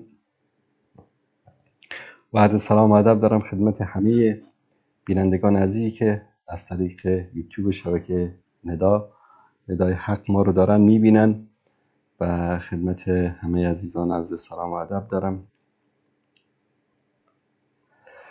بیننده نوشتن به اسم ارتباط با خدا: آیا پیامبر سنی بود یا سنت به ما داد؟ پیامبر سنت به ما داد. ببینید در زمان رسول الله صلی الله علیه و سلم چیزی به اسم سنی و شیعه وجود نداشت. یعنی مثلا بگی که این شیعه بود این سنی بود، همچین چیزی وجود نداشت. سنی و شیعه یعنی جزئی از تقسیمات شرعی دین مبین اسلام نیست. ما فقط اسلام مسلمان داریم. فقط شیعه و سنی جز تقسیماتی که الله و رسول انجام داده باشه نیست. پیامبر صلی الله علیه و سلم برای ما سنتشون رو گذاشتن. چرا میگن سنی یا اهل سنت و جماعت؟ چون شیعیان تا همین 50-60 سال اخیر نماز جماعت نمیخوندن، در مساجد نداشتن. الان اگر در ایران در خیلی از جا دیده باشید بعد از انقلاب اومدن یک سری جایی رو درست کردن اسمش مسجد گذاشتن. قبل از اون حسینیه و مهدیه میگفتن، چون طبق اعتقاد شیعیان اثناعشری نماز جماعت خواندن، نماز جمعه خواندن جایز نیست تا وقتی که امام عصر بیاد. یعنی به امامت معصوم فقط این عبادت ها صورت میگیره. وقتی که معصوم نباشه، خب این از حیله هایی بود که عبدالله بن سبع یهودی ایجاد کرد. به خاطر همین مساجد نداشتن. شاید باورتون نشه آیت الله بروجردی یا آیت الله طارقانی یا بروجردی اولین کسی بود که نماز جمعه رو در ایران به اصطلاح رایج کرد و اولین نماز جمعه فکر کنم بعد از انقلاب یا قبل از انقلاب، بعد از انقلاب فکر کنم خوانده شد در ایران. قبل از اون نماز جمعه نمی‌خواندن اصلا، چون اعتقاد به جماعت نداشتن تا وقتی که امام زمان بیاد، که امام زمان 1200 خورده سال هست که غایب شده و تا هنوز نیامده و تا قیامت هم نخواهد آمد، چون همچین امام زمانی اصلا وجود نداره.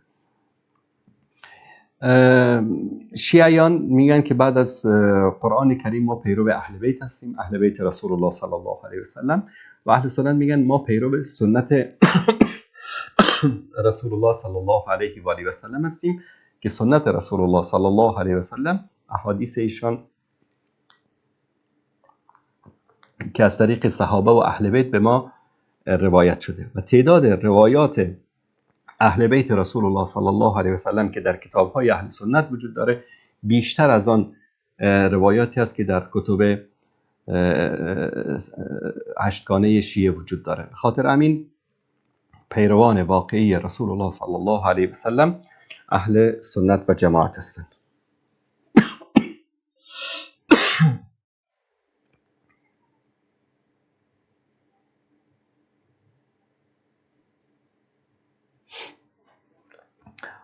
دوستی نوشتن که پیامبر به علی گفت که با قاسطین و مارقین و ناکسین بجنگ که نصرت و پیروزی از آن توست. اگر آنچه که شما میگید درست باشه که مثلا پیامبر صلی الله علیه و آله و سلم با حضرت علی گفتن که با قاسطین و مارقین و ناکسین بجنگ و منظورتون اونها صحابه باشن، که این اعتقاد شیعه است، پس سیدنا علی رضی الله عنه در این فرموده‌ای که پیامبر صلی الله علیه و سلم به ایشان کردن موفق نبوده، چون این صحابه بودن که موفق شدن، صحابه بودن که حکومت تشکیل دادن، بنی امیه، بنی عباس، و این صحابه بودن که فتوحات به دستشون صورت گرفت. این صحابه بود که بعد از پیامبر صلی الله علیه و سلم ابوبکر آمد، عمر آمد، عثمان آمد. این همه جهان اسلام در زمان اونها فتح شد. در زمان سیدنا علی رضی الله عنه شما یک وجبت سرزمین‌های اسلامی رو نشون بدید که ایشان فتح کرده باشن، غیر از مشغول جنگ‌های داخلی بودن، جمل و صفین و فلان، که نهایتش هم چی شد؟ نهایتش هم با معاویه صلح کردن. فرزندشون حسن اومد خلافت کل مسلمین رو با معاویه بخشید. یعنی در حقیقت آنچه که شما میگید اتفاقی نیفتاد. یعنی حضرت علی عملا پیامبر یک چیز رو بهشون فرمود و ایشون در این مسئله ناکام شدن.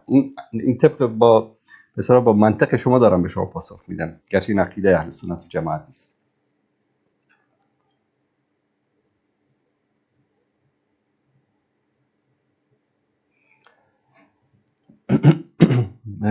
بیننده نوشتن که اگر امکانش هست با شبکه کلمه همکاری کنید تا بیشتر از علم شماست.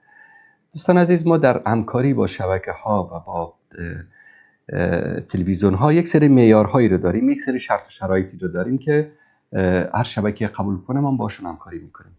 شرایط که من دارم هیچ گونه خط قرمزی برای ما تعیین نکنن که این رو بگو، این رو نگو، این کارو بکن، این کارو نکن، لباس اینطوری باشه، رشید اینطوری باشه، کراوات بزن، فلان کن، پیشتو کوتاه کن، فلان، از این حرفا. یا اینکه این رو بگو، این رو نگو. ما الحمدلله هر آنچه که بدونیم که حق هست و بدون اینکه از کسی بترسیم اون رو بیان میکنیم، ولو که در مورد هر کسی میخواد باشه. و هر شبکه‌ای و هر کانالی که همچین شرط و شرایطی نداشته باشه ما با اونها همکاری کردیم و میکنیم و مشکلی هم نداریم. سلام علیکم. سلام و رحمت الله و برکاته. علیکم سلام استاد افسر، خوب هستین؟ بخیری؟ سلامت باشید، زنده باشید. بفرمایید برادر عزیز. تشکر. اسمم حفیظ الله است، از ایران با تماس میشم ان شاء الله. خوب هستید؟ اهل افغانستان. حفیظ الله برادر عزیز، بفرمایید. من از شما سوال میکنم که درباره فلسطین میگفتم چرا مثلا کسان چیز نمیشه که برای مثلا اونجا جواد کنی بر علیه کفار؟ برادر عزیز، من لحظات پیش در این مورد صحبت کردم. کسی که بخواد بره اونجا جهاد بکنه بر علیه کفار راه خودشو پیدا میکنه، منتظر کسی هم نیست. و این در قرآن کریم و در سنت رسول الله صلی الله علیه و سلم حکم جهاد برای همه مسلمان ها فرض است، واجب است، آمده. و ما نباید منتظر این باشیم که والا یک نفر دیگه، مثلا الان شما گوشت خوک میخوری یا نمیخوری؟ نه نمیخوریم استاد. چرا نمیخوری؟ چون حرام است.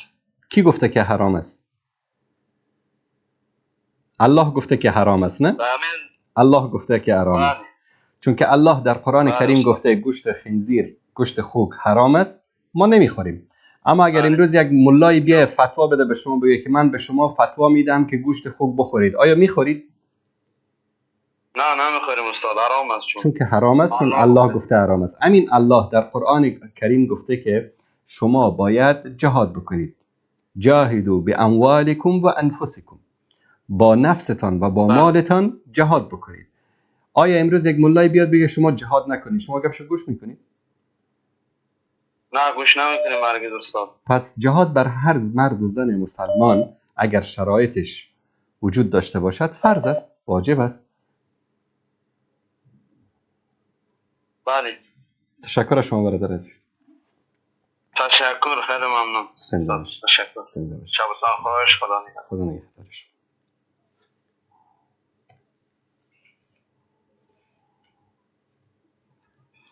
بیننده گرامی سلام علیکم، بفرمایید.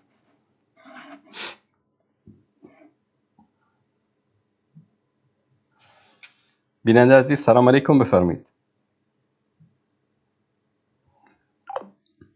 خب بیننده ای که 4 شماره آخرشان 7369 هست نوشتن نفس کشتن یعنی چی؟ نمیدانم نفس کشتن یعنی چی. این سوال دو پهلو است. یعنی آیا کشتن یک نفس دیگر، یعنی یک مسلمان دیگر، یک انسان دیگر رو کشتن، اگر منظور سوال شما این باشه که این حرام است، جایز نیست، الله سبحانه و تعالی در قرآن کریم می‌فرماید که من قتل مؤمنا متعمدا فجزاؤه جهنم. کسی که یک انسان مؤمنی رو، مسلمانی رو عمدن بکشه، جزای او، پاداش او چی است؟ جهنم است. کشتن یک مسلمان، کشتن انسان بدون دلیل جایز نیست. حالا گناهی کرده، جرمی کرده، این رو حکومت اسلامی تشخیص میده یا حکومت تشخیص میده که باید کشته شود یا نشود، شریعت تشخیص میده. اما اگر نفس کشتن یعنی چی؟ منظورتون از اون اصطلاح صوفیانه باشه که میگن نفس خود رو بکشید و نفس خود رو فلان کنید و این، اگر منظورتان این است، ببینید برادر عزیز و گرامی، نفس چیزی نیست که ما کشتنش یا نکشتنش به دست ما باشه. نفس کنایه از چی است؟ الله سبحانه و تعالی در بدن ما به عنوان یک انسان روح داریم، جسد داریم. جسد آن چی است که شما دارید میبینید. روح آن چیزی است که در داخل این قالب الله سبحانه و تعالی قرار داده است. در قرآن کریم در آیات متعددی در مورد روح بحث شده و در آیه میگه یسألونک عن الروح قل الروح من امر ربی، در مورد روح میپرسند به او که روح این چیزی است که در اختیار الله سبحانه و تعالی است و الله سبحانه و تعالی میداند. در مورد روح امروز چه مسلمان ها آنچه که ما در قرآن کریم و احادیث داریم بهش ایمان داریم، یقین داریم، باور داریم، میگیم که یک روح یک چیز معنوی است در این جسد ما که مثل قالبی هست در این وجود داره. مثلا به طور مثال این یک دیوان است، این مثلا این دیوان بگیم جسد، در داخل این دیوان هوا هست. این هوا میشه گفت کنایتا از روح تعبیر بکنیم. الان یک نفری بیاد که من داخل این دیوان هوا نمیبینم، بهش میگیم که هوا وجود داره، چون علم این رو ثابت کرده که در این اتمسفری که ما زندگی میکنیم گازاتی وجود داره، اکسیژن هست، نیتروژن هست، کربن دی اکساید هست و غیره گازهایی وجود داره. پس این علما ثابت شده که در این خانه‌ای که این یک 4 دیواری داره در داخل این هوا وجود داره. کسی که بیاد این رو انکار بکنه بهش میگن احمق. انسان هم عبارت از روح و جسد است. ببینید یک انسان وقتی که میمیره میگن روح از بدنش خارج شده. روح از بدن اگر جدا شد، خارج شد، این جسد یک چیزی بیکاره است، هیچ نه حرکتی میکنه، نه حرفی میزنه، نه فکر میتونه بکنه، هیچ کاری نمیتونه بکنه. پس روح با جسد یک جا میشه و این انسان و این موجود و این اشرف مخلوقات رو میآفرینه. الله سبحانه و تعالی در درون ما نفس رو قرار داده. نفس بنابر تعبیراتی که الله سبحانه و تعالی در قرآن کریم داره، یکی نفس شریر است، یکی نفس شرور است که بهش میگن نفس اماره به سو. میگه والله چی شد که فلان گناه رو کردی؟ والله این نفس اماره به سو من رو تشویق کرد. الله سبحانه و تعالی در سوره یوسف و ما ابری نفسی ان النفس لاماره بالسوء، و من نفس خود را براءت نمیدم زیرا که نفس اماره به سوء است، یعنی امر میکنه به طرف گناه. الله سبحانه و تعالی در وجود ما میل به گناه، زین للناس حب الشهوات، الله سبحانه و تعالی میل به گناه و میل به شهوات رو در وجود ما قرار داده و همچنین الله سبحانه و تعالی انبیا و رسولان رو فرستاده و کنترل این نفس رو، کنترل این شهوات رو و راه صحیح و درست رو برای ما نشان داده. مثلا الله متعال میفرماید ان خلقنا الانسان من نطفه امشاج نبتلی فجعلناه سمیعا بصیرا انا هدیناه السبیل. ما راه رو برای اون نشان دادیم. ما انسان رو آفریدیم، از یک نطفه مرد زن آفریدیم، ما رو شنوا بینا ساختیم که عقل داشته باشه، شعور داشته باشه. بعدش چیکار کردیم؟ این انسان رو راه رو براش نشان دادیم، اما شاکرا و اما کفورا، شکرگزار میشه راه درست میره، کفر میورزه راه غلط میره. الله سبحانه و تعالی اینها رو در وجود ما قرار داده و نفس رو در وجود ما قرار داده که در سوره یوسف از او به عنوان نفس اماره به سو، یعنی نفسی که انسان رو امر میکنه به سوی گناه، این رو در وجود ما قرار داده. یکی هم نفس مطمئن در قرآن کریم ذکر شده در سوره فجر، یا ایتها النفس المطمئنه ارجعی الی ربک راضیه مرضیه فادخلی فی عبادی وادخلی جنتی. در اینجا الله سبحانه و تعالی از نفس به عنوان نفس مطمئنه یاد میکنه، نفسی که آرامش داره، نفسی که اطمینان داره. یعنی چی؟ ایمان. اونجا نفس اماره به سو نفسی است که انسان رو به طرف فسق، به طرف فجور، به طرف گناه تشویق میکنه. اینجا نفس مطمئنه نفس با ایمانی است که انسان رو به طرف تقوا و پرهیزگاری و حسن ختام امر میکنه.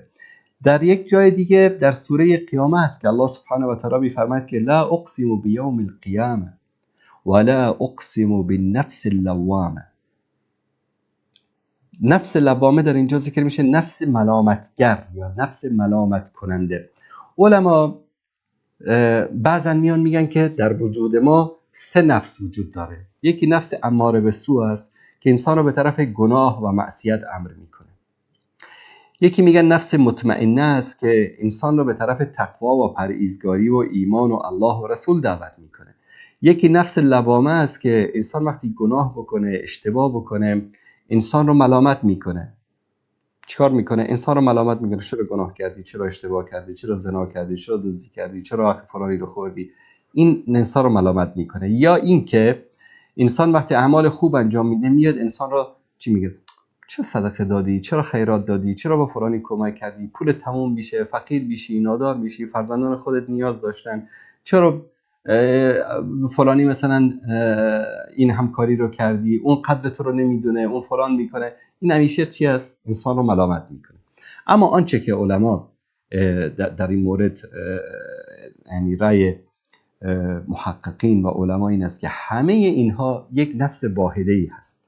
یعنی ما نفوس متعدده نداریم در جسممون، یک نفس واحده‌ای است که اگر انسان تقوا داشته باشه، پرهیزگاری داشته باشه، عبادات انجام بده و به الله سبحانه و تعالی نزدیک بشه، اذکارش و عباداتش رو به شکل صحیح انجام بده، این میشه نفس مطمئنه. اگر انسان از تقوا و پرهیزگاری دوری بکنه، این میشه نفس لوامه یا نفس اماره به سو. الله سبحانه و تعالی ما رو از این نجات بده. کشتن نفس این اصطلاحی است که صوفی‌ها استفاده میکنن، این چیز واقعی نیست. یعنی نفس رو نمیشه کشت، نفس به دست تو نیست که تو این رو بکشی. تو فقط با تقوا و پرهیزگاری این نفس تو رو چیکار میکنی؟ این رو لجام میزنی، این رو کنترل میکنی. مثلا طرف میاد اذکار صبح و شامش رو میخونه، اون روز انسان خوش اخلاق‌تر، انسان با تقواتر، انسان پرهیزگارتر میشه، جرم، جنایت، گناه انجام نمیده. چیکار کردی تو؟ با این اذکارت این نفس رو کنترل کردی. با روزه، با زکات، با حج و با عبادات انسان میتواند نفس خودش رو کنترل بکنه. بیننده عزیز سلام علیکم، بفرمایید. و علیکم السلام و رحمت الله و برکاته. بفرمایید برادر عزیز. استاد بزرگوار، خوب احوالتون خوبه؟ سلامت باشید، زنده باشید. تشکر از شما. خیلی هم از صحبت‌های قشنگ شما الحمدلله خوشم میآید، واقعا هم عالی است. همونطور که خداوند در قرآن میگوید تبشر عبادی الذین یستمعون القول فیتبعون احسنه. مژده باد بر بندگانم که سخنها را میشنوند و از بهترین آن پیروی میکنند. همونطور که شما در برنامه‌های قبلیتان در مورد علامه بن حزم اشاره کرده بودید، من هم در مورد ایشان بیشتر مطالعه کردم. بله. کاملا درست بود که در تاریخ اسلام اولین کسی که حکم جواز موسیقی را داده ایشان بودند. قبل از ایشان نه صحابه پیامبر صلی الله علیه و سلم، نه تابعی و نه اتباع تابعی که رسول الله صلی الله علیه و سلم در مورد آنها گفتن خیر الناس قرنی ثم الذين يلونهم ثم الذين يلونهم. بهترین قرن من هستند کسانی که در قرن من زندگی میکنن، صحابه، سپس تابعی و سپس اتباع تابعین. این قرون سلف هیچ کدامشان موسیقی را جواز ندادند، برعکس همهشان مخالفت کردند، هیچ کدامشان جواز. ولی که اولین کسی که علامه ابن حزم اندلسی که یکی از علمای قرن 5 بوده، در انتهای قرن 4 به دنیا آمده، علمای قرن 5، این شخص فتوای جواز موسیقی را داده. ولی این ابن حزم درسته که در نصرت حدیث خیلی تلاش کرده، ولی متاسفانه در عقیده، در اسما و صفات یعنی جهمی هم هست متاسفانه، و فتاوای خیلی متاسفانه اشتباه دارد که حتی همسران پیامبر صلی الله علیه و سلم از ابراهیم خلیل علیه السلام بالاتر می‌داند. یعنی خیلی فتاوایی دارد که مخالف شریعت است و برای دوستان توصیه می‌کنم که بله ایشان خدمات داشته در نصرت حدیث، ولی اشتباهات زیاد هم داشته. یعنی توصیه نمی‌شود که به فتوای ایشان اعتماد بکنید. من بعد از اینکه صحبت شما را گوش کردم، مطالعه کردم که کاملا شما درست گفتید و با هم موافقم. استاد بزرگوار زنده باشید، سلامت باشید، الله متعال کنه. زنده باشید. یک سوال دیگر داشتم. استاد شما که در ترکیه زندگی میکنید، خیلی مختصر در مورد آقای عدنان مندرس، کسی که اولین کسی بود که با حکومت کی بود یادم رفت اسمش، آتاتورک مخالفت کرده بود و از آن را به زبان عربی اجازه داد. در مورد ایشان یک کمی مثلا مختصر صحبت میکردید و معلومات دارید؟ باشه چشم، در مورد صحبت خواهم کرد ان شاء الله. تشکر. السلام علیکم و رحمت الله و برکاته. علیکم السلام و رحمت الله و برکاته. تشکر از شما. بیننده دیگری رو هم بگیریم. بله سلام علیکم، بفرمایید. بله بفرمایید. سلام علیکم آقا، خوب هستی؟ سلامت باشید، زنده باشید. تشکر از شما. حضرت کارتون چخلای سوزای خوبه؟ سلامت باشید. حضرت امی شما گوش کرده بودم راستش خیلی درباره فلسطین گفتم تو گوره. در حقیقت کلی همین کشورهای اسلامی مسلمان ها همه خاموشن، چون که اینا میترسن یهود و نصارا. این یهود و نصارا حضرت یا دینشون چون اختراع کردگن یا دین ندارن، درست. یا به همین واسطه مثلا آمدن اینا چه بفهم تتر منگول میگن که مغول ها یعنی که اینا می ترک زبانای همین حاضره همین مثلا اینا می روسیه خودش 60% همین مغول ها زندگی میکنن. بسیارش دینی یا را قبول کرده یا بسیارش مسلمان ها. یا جهوتا آمدن یهودی های جهوتا آمدن یا را فریب کردن زمین های آسیا میانه را در آمدن با واسطه یا گرفتن زمین های عرب را گرفتن. جو حضرت درباره یا یگان چینه میگه مثال میگه که فاسقا و منافقای فارس آخه همه یا فارس نیستن حضرت، این مردم هم الدرش دیگه. مثلا ما در همه باره کار کرده استیم انشاءالله خدا خواهد ما عیدستی. من برادر عزیز فقط یک نکته را خدمت شما عرض بکنم که من نگفتم که همه فارس ها بد هستن، ما هم فارسی زبان هستیم. گفتم صهیونیست های فارس. ما صهیونیست های عرب داریم، صهیونیست های فارس داریم، صهیونیست تاجیک داریم، صهیونیست افغان داریم، صهیونیست عربستانی هم داریم. درست حضرت. ببین حضرت این آسیای میانه که میگی این همه در دستی روس ها هستن تو. درست. کرغیزا انا قزاقا یا مغولن یا ایمو وقتش برای مسلمان یکان فایده نیاوردن. چه ازبک ها اینا مثلا کجای در یک سالونی یک جای فاحشه‌گری همه اوی میکنن. چه آذربایجان باشه همین فقط ترک زبان، چه جای بچه بازی و چیزا. این مردم همه خیلی مثال اومدن ما مردم ایران که آدمداری برو وردن. درست. اما کاری کده سیم که ما مثال امت مسلمانی را جمع کنیم دشمن اسلام شکست بدیم. درست. خدا خواه حضرت با قریبی میشنوی که مثال ما تاجیکو سیونیستا را شکست دادیم و کلی مسلمان را آزاد کردیم عیدستی رو. آمین. کار کده سیم حضرت. موفق باشید برادر عزیز. الله متعال استان کنه. ما را هیچ که دستگیری نکده سیم حضرت. خود تاجیک باشه خود الله متعال استان کنه. الله متعال استان کنه. امت مسلمان چه عذاب کشیده است. الله متعال استان کنه. الله متعال استان کنه. مثلا درباره اونها را بگه که ترکا اومدن برو فریب کردن سال 1800 پیوتر اگر فهمیده باشه پیوتر یک او یک قسم از همین ترک زبان را تترا و اینمی قزاق و قرغیز را اسلامی را یاد دادن. مثلا اینا ازبک میگن کو قوم ازبک. این ازبک نام یک ترک زبان بود، یک مغول بود، این در بین فارس بود. خچه فارس میگیریم آیا او جوبتا او را خریدن اینا را اسلام یاد دادن اینا را گرفتن آسیا میانه دروارم و اینا را همچون برادر قبول کردیم. بعد اینا سر کردن ما را ایدرمون کشتن، بعد زمین ها را تقسیم کردن. تا زیرا ما تاجیک میگیم دولت تاجیکستان میگیم این دولت به دستی ما تاجیکان نیست، دستی ما فارسان نیست.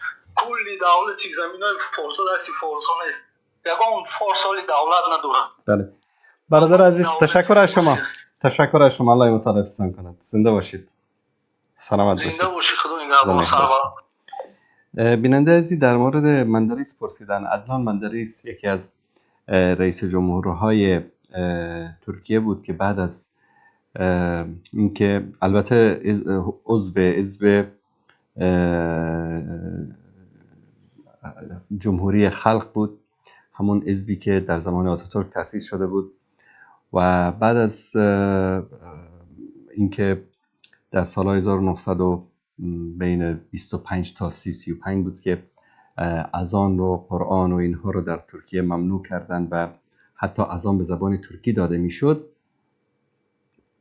ایشان در انتخاباتی که در سال 1950 رخ داد، یعنی میشه گفت چیز حدود 74 سال پیش، به عنوان رئیس جمهور،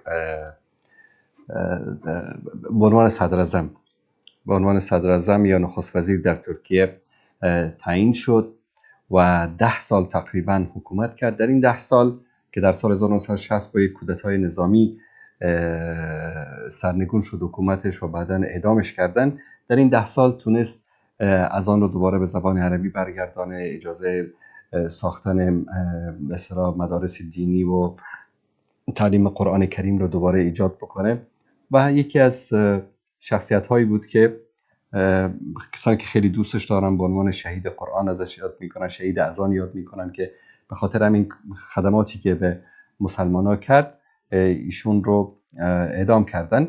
البته با بعضی ها میگن که ایشون یعنی آدم دینداری نبود، اما طرفدار آزادی بود، همون آزادی و دموکراسی که به اصطلاح شعار میدادن. میگفت بله باید مسلمان هم آزاد باشه، اذانشو بر زبانی که دوست داره بده، قرآن میخواد بخونه، اون کسی که میخواد فحشا و فساد بکنه اونم برای خودش هر کاری که دوست داره انجام بده. و ایشون رو اعدام کردن. الله سبحانه و تعالی از سر تقصیراتش بگذره. و آدم خوبی بود میگن و خدمات زیادی رو انجام داد. بیننده سوال کردن در مورد انتخابات آمریکا و اینکه ترامپ و این اومده چه تأثیری بر قضایای افغانستان و منطقه خواهد داشت. ببینید، اولا یک نکته رو من خدمت شما عزیزان بیان بکنم که آمدن ترامپ و بایدن و کلینتون و بوش و کارتر و فلان اینها هیچ تأثیری در اون حکومت مخفی و پنهانی که آمریکا رو اداره میکنه و سیاست‌های خارجی آمریکا رو ترتیب و تنظیم میده نخواهد داشت. بیشتر این رئیس جمهورها که میان و میرن و این مهرهایی که عوض میشن، یک روز از حزب جمهوری خاص و یک روز از حزب دموکرات هست، اینا بر اساس نیازهایی که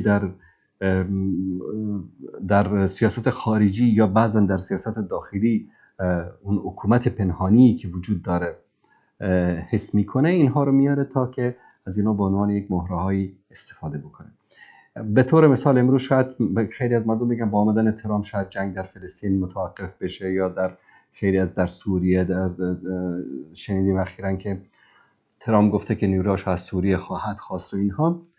گاهی اوقات میبینن که مثلا جنگ در غزه نتیجه‌ای نداد و در سوریه مثلا نتیجه‌ای نداد وجود نیروهای آمریکایی، یا در افغانستان مثلا مهرها رو عوض میکنن، یک رئیس جمهور از حزب جمهوری خواه میاد، یک رئیس جمهور از حزب دموکرات میاد گاهی اوقات، و این سیاستاشون رو عملی میکنن، بعد به شکلی توجیه میکنن بله رئیس جمهور جدید اومد و حکومت جدید اومد و اصطلاح این خاص رئیس جمهور بوده، در حالی که خیلی از این سیاستایی که در ارتباط کشورهای خارجی یا خارج از آمریکا صورت میگیره این در عهده رئیس جمهور نیست. این تصمیماتی است که در پنهان گرفته میشه در حکومت پنهانی که این کشورها رو اداره میکنه. و اینکه بعضی از این یاغی‌ها و باغی‌های جمهوریت خوشحال شدن و دوباره دارن امیدوار میشن که با آمدن ترامپ حتما دوباره برمیگردن به افغانستان. و دیروز یک کلیپی را از یک شنیدیم که برای رئیس امنیت ملی رو در آمریکا ترامپ کسی تعیین کرده که از افسران سابقی بوده که در افغانستان خدمت کرده، از کهنه سربازانی که در افغانستان خدمت کرده، و این یک بشارتی است که ترامپ میخواد که باز دوباره همون دزدهای سر گردنه و همون رهبرای وطن فروش و خودفروش زمان جمهوریت رو دوباره برگردانه. این یک خواب و خیالی است که اینها دارن، یعنی شطور در خواب بیند پنبه دانه، همینطوری است دیگه. اینها مهرهایی هستن که نه پیش ملت افغانستان دیگه براشون عزت و آبرویی مانده و کسی برای اینا اهمیت قائل است، و نه پیش کافر، نه پیش مسلمان آبرو دارن، نه پیش کافر، و اینا خسر دنیا و الاخره هستن. و اینکه دوباره اینها بیان سر قدرت و دوباره بیان همون کبکبه و دبدبه سابق خودشون رو داشته باشن، این آرزویی است که نه ترامپ براشون برآورده خواهد کرد و نه غیر ترامپ. یکی از مسائلی که دوستان برای من نوشته بودن که در موردش صحبت بکنید، قضیه این که تلویزیون‌های تصویری رو در افغانستان میخوان رادیویی بکنن. و طبق قانون امر بالمعروف و نهی از منکر طالبان. گرچه در این مورد اخبار ضد و نقیضی وجود دارد و حتی بعد از مسئولین طالبان آمدن و بیانیه صادر کردن که همچین چیزی نیست و خلاصه در این مورد یک سری استثناءاتی صورت خواهد گرفت و برنامه‌ای که نیاز نباشد از تلویزیون‌ها حذف خواهد شد، اما بالعموم تلویزیون‌ها همون برنامه‌های تصویری خودشون رو خواهند داشت و این مطلب رو بیان کردن. در صورت اینکه طالبان میخوان ببندن برنامه‌های تصویری رو میخوان نبندن، اگر واقعا من بدون رودرواسی و بدون هیچ گونه ملاحظه‌ای این رو بیان میکنم که اگر واقعا همچین تصمیمی طالبان قرار است بگیرن در مورد اینکه تلویزیون ها رو بیان صوتی بکنن و تصویر رو کلا حذف بکنن بنابر قوانین امر بالمعروف و نهی از منکرشون، در یک جمله یک تصمیم احمقانه است که ربطی به دین و شریعت و به اسلام ندارد و هر کسی که همچین تصمیم رو گرفته یک انسان احمقی است که میخواهد سبب سرنگونی این حکومت رو آسان بکنه. فقط نوکر آمریکاست، نوکر یهود است، دست شانده پاکستان است یا از هند است یا از اسرائیل است یا از آمریکاست، نمیدونم، نامش ملاست، مولاناست، هر چی که است. کسی که امروز با رسانه هایی که امروز حرف اول رو در جهان میزنن و با این رسانه هایی که میشه که از طریق اون به اسلام، به دین، به دعوت خدمت کرد، این رو بگیره ببنده، یک تصمیم احمقانه است. الله سبحانه و تعالی اگر واقعا همچین چیزی، همچین تصمیمی رو گرفتن، الله متعال هدایتشون بده. و یکی از یک خبر عجیب رو خدمت شما عزیزان میخوام پخش بکنم. دوستان عزیز اگر این صفحه رو نشون بدن، کانالی است به نام العربیه. العربیه ما بهش میگیم العبریه. العربیه نه العبریه. العبری زبان صهیونیستاست، زبان یهودیاست در اسرائیل. این کانال نامش هست العربیه، ما بهش میگیم العبریه. متاسفانه از طرف بعضی از کشورهای عربی و اسلامی هم تمویل میشه و مقراتشون هم در اونجاست. یه خبری نشر کردن: اقدام طالبان به اجرای مجازات اعدام در ملأ عام یک جوان در ولایت پکتیا در جنوب افغانستان واکنش‌هایی را برانگیخت. در حالی که همین کانال که مقر اصلیش هم در عربستان سعودی است و در قانون عربستان سعودی مجازات اعدام هست و حداقل سالی 2 بار 3 بار در عربستان سعودی اجرا میشه، هیچ بار العربی نیومده مثلا به قانون مجازات اعدام در عربستان سعودی اعتراض بکنه. مجازات اعدام برای کسی که مواد مخدر تجارت میکنه، برای کسی که قتل میکنه، تجاوز میکنه در عربستان سعودی در ملأ عام اجرا میشه. و العربیه یا العبریه چرا به اون اعتراض نمیکنه و حالا اینجا اومده به طالبان اعتراض کرده که مجازات کردن؟ خب ریچارد بند، گزارشگر ویژه حقوق بشر سازمان متحد برای افغانستان، با محکوم کردن اعدام این شخص در ملأ عام در شبکه اجتماعی اکس نوشت: اعدام این جوان توسط طالبان نقض آشکار حقوق بشر است. بنت این اقدام را وحشتناک خواند و از مسئولین طالبان خواست که از مجازات بدنی شهروندان افغانستان دست بردارند. موضوع بحث ما العبریه و مجازات اعدام طالبان و اینا نیست. میگن در ولایت پکتیا کسی رو کشته بوده، بعد اونو دستگیرش کردن، خانواده‌اش قصاص طلب کرده و طبق شریعت اسلامی که اگر خانواده قصاص طلب کرد باید اعدام بشه. خنده‌دار کجاست میدونید؟ در یک سال بیش از 50,000 نفر، بیش از 15,000 کودک، بیش از 14,000 زن بیگناه غیر نظامی در غزه به شهادت رسیدن توسط بمب‌ها و راکت‌های اسرائیل. تصاویرشون، ویدیوهاشون، انسان‌های بیگناه، انسان‌های غیر نظامی که هیچ گناهی مرتکب نشدن. العربیه و العبریه و سازمان ملل و حقوق بشر و این ریچارد بنت و اینا هیچ کدومشون اعتراض نکردن به اعدام یک جوانی که قتل کرده بوده در افغانستان و بعد از اثبات جرمش اعدامش کردن. خانواده مقتول خواسته که اعدامش بکنن. ببینید بی انصافی این حقوق بشر و سازمان ملل و این دنیا، این دموکراسی دنیا رو ببینید. به یک نفر اعدامی در افغانستان اعتراض میکنن، بیش از 50,000 نفر قتل عام میشن در غزه، صدای این حیوانات وحشی که به نام مدافعین حقوق بشر هستن در نمیاد. این یکی از مفارقاتی بود که جالب بود برای من، خواستم خدمت شما عزیزان بیان بکنم. دوستی کلیپی رو برای من لینک رو فرستاده بودن و با کلیپی از کانال الجزیره که یک سری از دعوتگران و علما اومدن در صفحاتشون نوشتن که بیش از 10,000 سرباز ترکیه در کنار صهیونیست‌ها در جنگ بر علیه فلسطینی ها در غزه شرکت دارن. بعد از علمای ما یا دعوتگران دیده بودن این کلیپ رو و بدون اینکه کامل کلیپ رو متوجه بشن که چی است و اون کسی که اولین بار این خبر رو نشر کرده یک صفحه مجهول الهویه است در فیسبوک، معلوم نیست کی است. بعد شروع کرده بودن دیگه 3-4 تا از این دعوتگرا و علما، بعد ببینید فریب اردوغان رو نخورید، فریب ترکیه رو نخورید، سربازان ترکیه در کنار صهیونیست‌ها بر علیه مسلمان‌ها در اونجا دارن می‌جنگن. حقیقت ماجرا چی است؟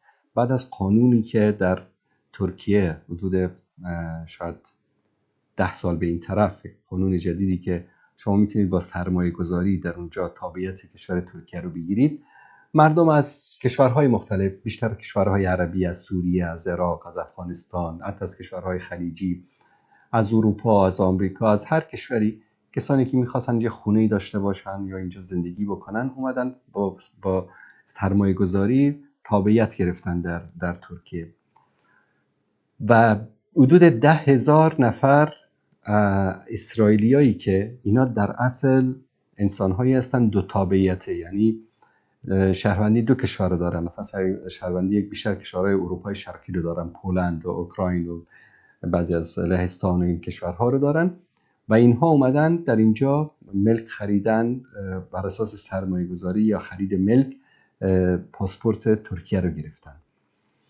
و بعد از اون در اسرائیل میدونید که یعنی تقریبا میشه گفت همه اسرائیلی‌ها یا در ارتش هستن یا در استخبارات هستن یا کارمند دولت هستن، جمعیتشون کم است و از همه اینا استفاده میکنن در ارگان‌های مختلف دولتی.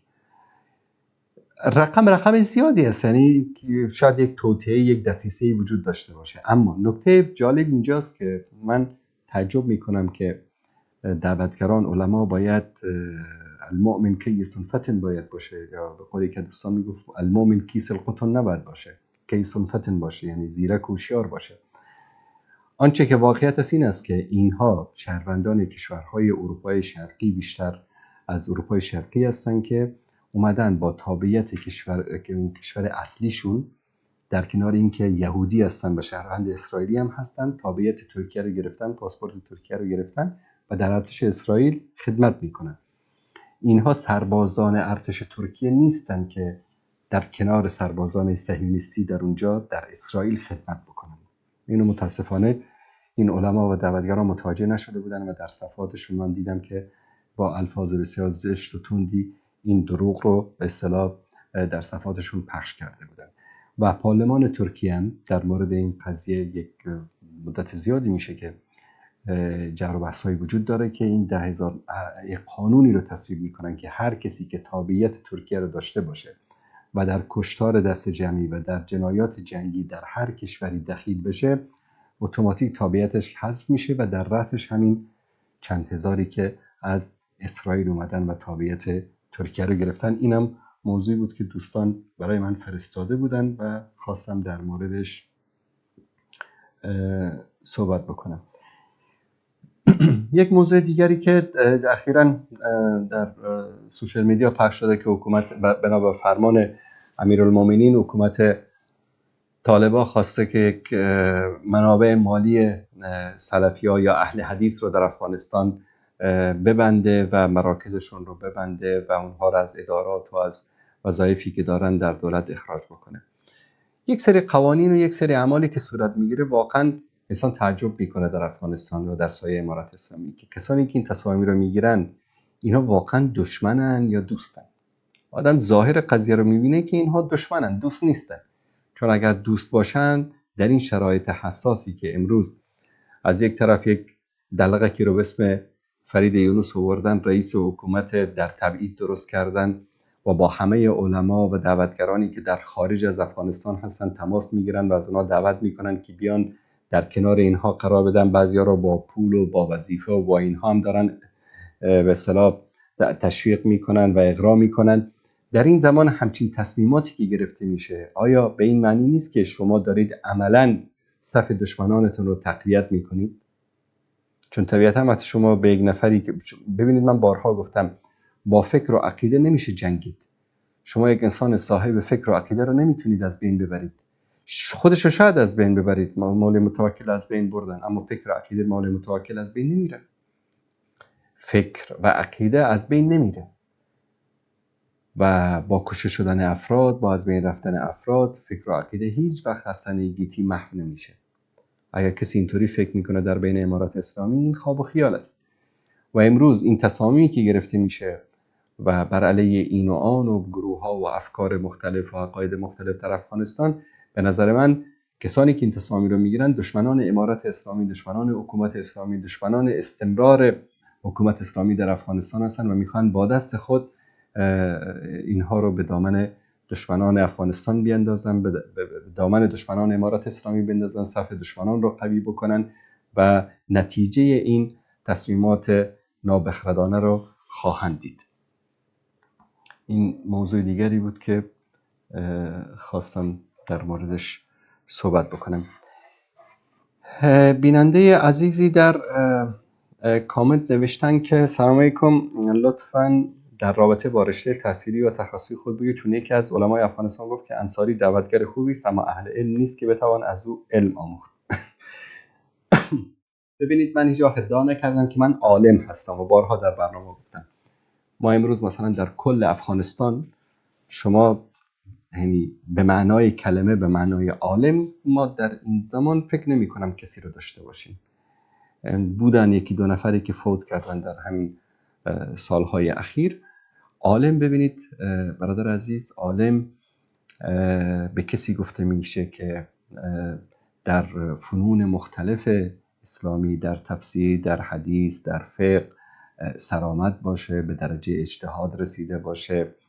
و ما در این زمانه از این کسانی که حتی همین مشهورینی که وجود دارن در افغانستان، ما کسی به عنوان عالم نداریم، بلکه طلاب علم هستن، دعوتگران هستن و این کلمه عالم که اطلاق میشه به اون معنایی که در مدارس علمی جهان اسلام مطرح بوده. مثلا امام ابو حنیفه عالم است، امام شافعی عالم است، امام مالک عالم است، امام بخاری عالم است، امام سیوطی عالم است، امام فخر رازی عالم است. این به اینا میگن علما.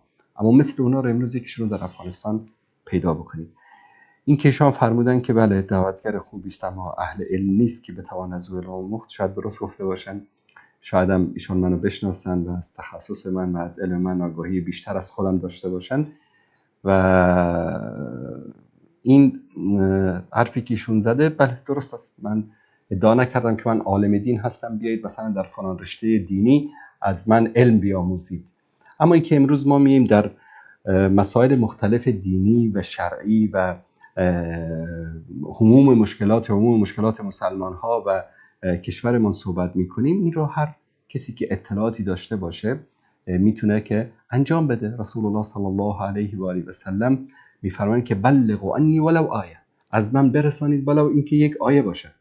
اگر من امروز از قرآن کریم و از سنت رسول الله صلی الله علیه و سلم چیزی رو یاد گرفتم، وظیفه من ایجاب میکنه که بیام در وقتی که این امکانات رو در اختیار دارم بیام برای شما بازگو بکنم.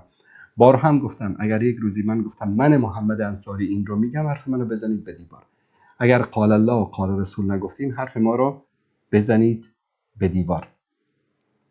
و انسان وظیفه یک مسلمان هست که الله متعال به ما امر کرده کنتم خیر امه اخرجت للناس تأمرون بالمعروف و تنهون عن المنکر. شما بهترین امت هستید که چون که امر به معروف و نهی از منکر میکنید. این یکی از ویژگی‌های امت رسول الله صلی الله علیه و آله و سلم است. پس هر آنچه را که ما از قرآن و سنت میآموزیم، از قرآن و سنت صحیح، وظیفه ما این است که برای مردم بازگو بکنیم. بعضی از عزیزانی که توهین کردن به صحابه و با امهات المؤمنین، من بلاکشون کردم و از همکاران عزیزم خواهش میکنم کسانی که توهین میکنن، چه از تاجیک ها، چه از فارس ها، ایرانی باشه، افغانی باشه، هر کسی باشه، به صحابه توهین میکنه و به مقدسات دین توهین میکنه، بدون چون و چرا بندازیدش سطل آشغال تا که دیگه صداش در نیاد. بله، سلام علیکم بیننده گرامی، بفرمایید. السلام علیکم و رحمت الله و برکاته. علیکم السلام و رحمت الله و برکاته. جزاکم الله خیر استاد عزیز، دوباره الحمدلله نبوده چند وقت. سلامت باشید. سلامت. زر بدین دیگه. چند وقت نبودیم، سوشال مدیا آرام بود.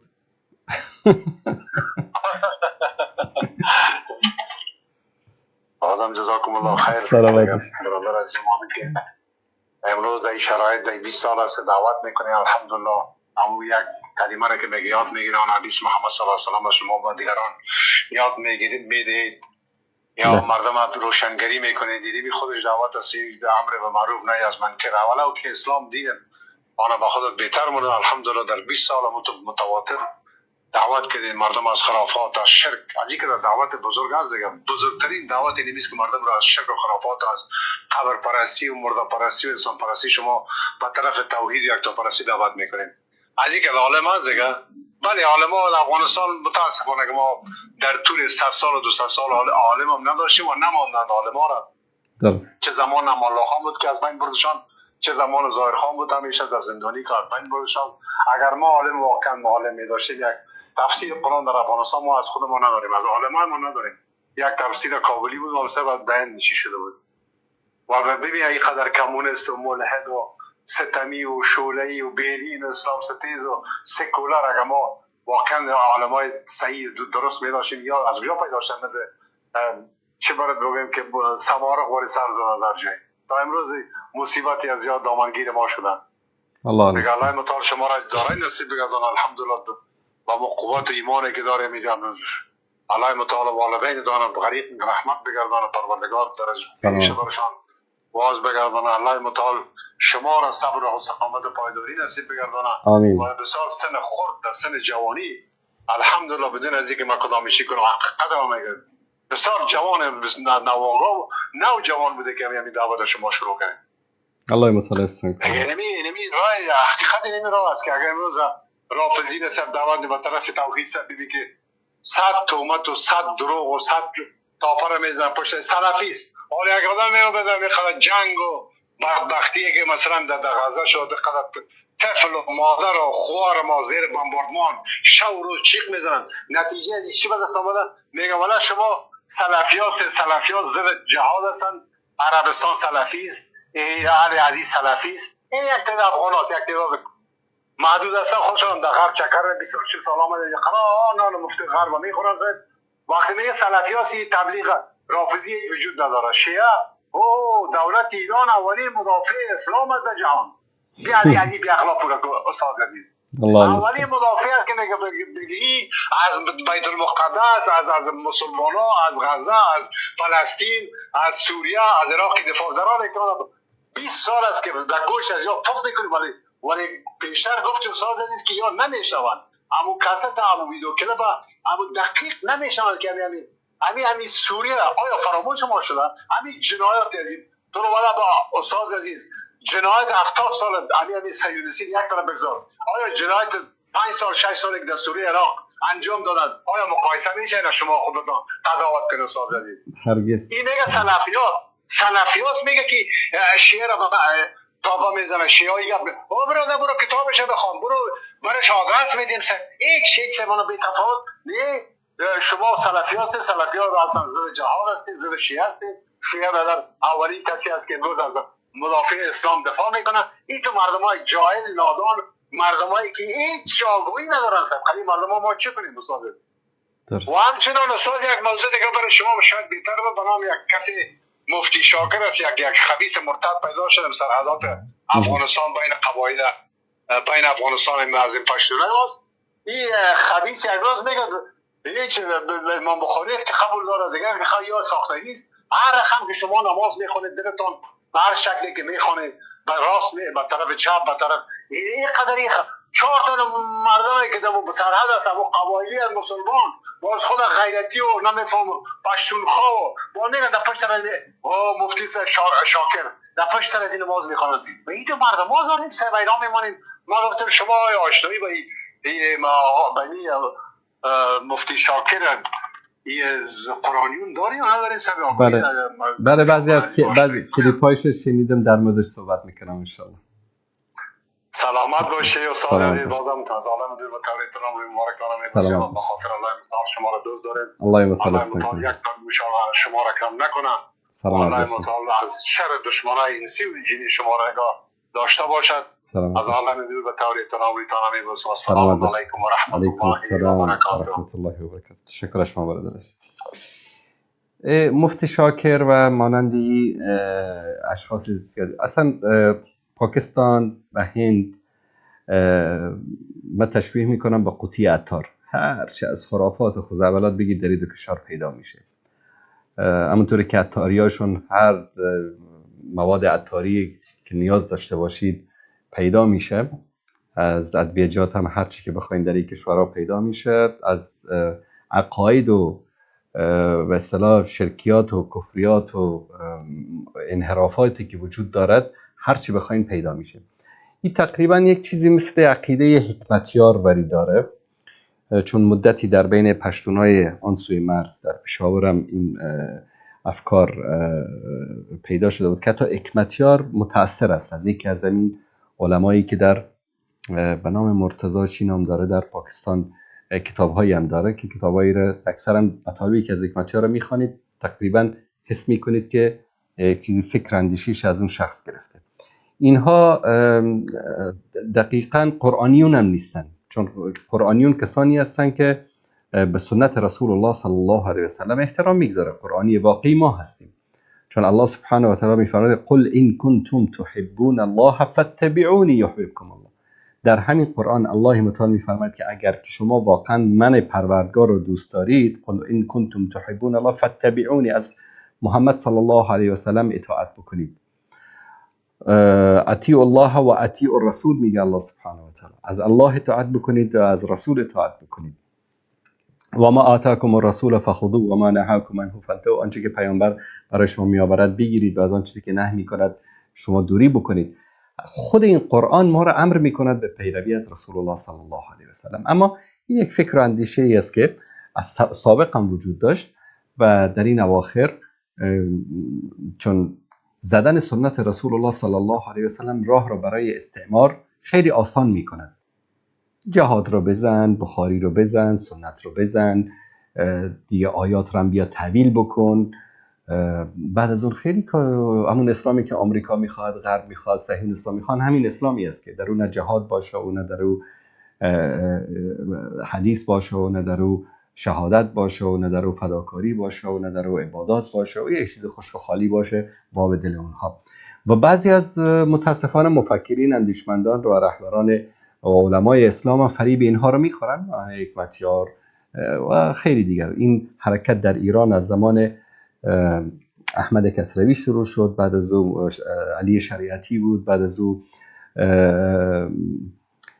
سروش بود، عبدالکریم سروش، و که سروش تا هنوزم زنده است و الان سروش دیگه رفت به طرف کفر. الان دیگه وحی هم داره انکار میکنه و اول آمده بود سنت رو انکار میکرد، الان در این اواخر شاید شنیده باشید مصاحبه‌ای که در BBC داشت که کلا وحی رو انکار میکنه، میگه وحی وجود نداشت، این خوابایی بود که محمد صلی الله علیه و سلم میدیده. و این مسیرش و نهایتشان کفر است. نهایت اینها به کجا میرسن؟ به کفر میرسن.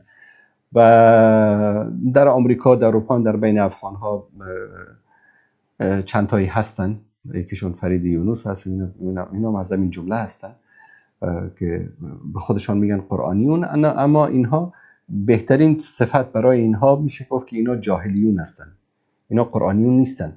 چون اگه قرآنیون باشن باید اطاعت از الله و رسول رو بهش ایمان داشته باشن. حتی خیلی از آیات قرآن هم این جماعت انکار میکنن، الله سبحانه و تعالی هدایتشون بده. من یک سوالی بیننده‌ای که 0915 چهار شماره آخرشان است نوشتن که مهریه دختر رو در منطقه شان 8 لگ و 9 لگ یعنی 800,000 900,000 تعیین کردن و این اولین سوال. تعیین کردن مهریه جایز نیست الا اینکه خود دختر تعیین بکنه. دختری بگه که من 800,000 مهریه میگیرم، 1,000,000 مهریه میگیرم، 1 سکه طلا میگیرم، 1000 سکه طلا میگیرم، این حق دختر است. پدرش تعیین بکنه، مادرش تعیین بکنه، این جایز نیست. دختر خودش باید تعیین بکنه و اگر پدر و مادری میان این رو بازگو میکنن، باید پیش الله مسئول هستن که برن دخترشون رو بپرسن که چقدر مهریه‌اش رو تعیین میکنه و همون رو بیان بگن، چیزی بیشتر از اون نگن. و مهریه حق دختر است. ببینید ولا تأکلوا اموالکم بینکم بالباطل. پدری که مهر دخترش رو میگیره میخوره، این مانند انسانی است که آتش جهنم رو در شکمش میخوره. این خوردن حق یک انسان است. اگر این انسان دخترت باشد، پسرت باشد، هر کسی تو باشد، حق کسی رو نباید بخوری، ولو اینکه فرزندت باشد. مهر حق دختر است. اگر دختر با رضایت خودش، رضایت نه اینکه جبرش به زور بیاری سرش، با رضایت خودش مثلا از مهرش قسمتی رو یا همه رو یا 1% و 10% و 100% 50% به پدرش یا به مادرش یا به کسی دیگری بخشید، این حقش است. اما کسی بیاد بدون اجازه یک دختر 1 روپیه در مهرش تصرف بکنه، این حرام است. حرام. مانند گوشت خوک. گوشت خوک چه حرمتی دارد؟ حق مهر دخترت رو بخوری همین یک حرمت رو دارد. کسی نیاد اینجا برای ما دلایل لایت چسبک بیاد. حق است. ببینید امروز مالک این قلم من هستم. پدر من حق ندارد این رو بیاد به زور از من بگیرد، بگه نه این مال تو نیست، مال من است. شاید من به خاطر به خاطر احسان در مقابل با پدر انسان پرخاشگری نکنه، جنگ و دعوا نکنه، اما این پدر در پیشگاه الله سبحانه و تعالی از این حق که ضایع کرده از فرزندش جواب بیده. پس بیاد انت و مالک لابیک، تو هرچی داری مال پدرت هستی، بیار هرچی که هست بخور از فرزندت. نه، این جایز نیست. اول اینکه مهر رو دختر تعیین میکند، عروس تعیین میکند و ملکش است، حقش است. کسی دیگری حق ندارد که تعیین بکند یا حق ندارد که از او بگیرد.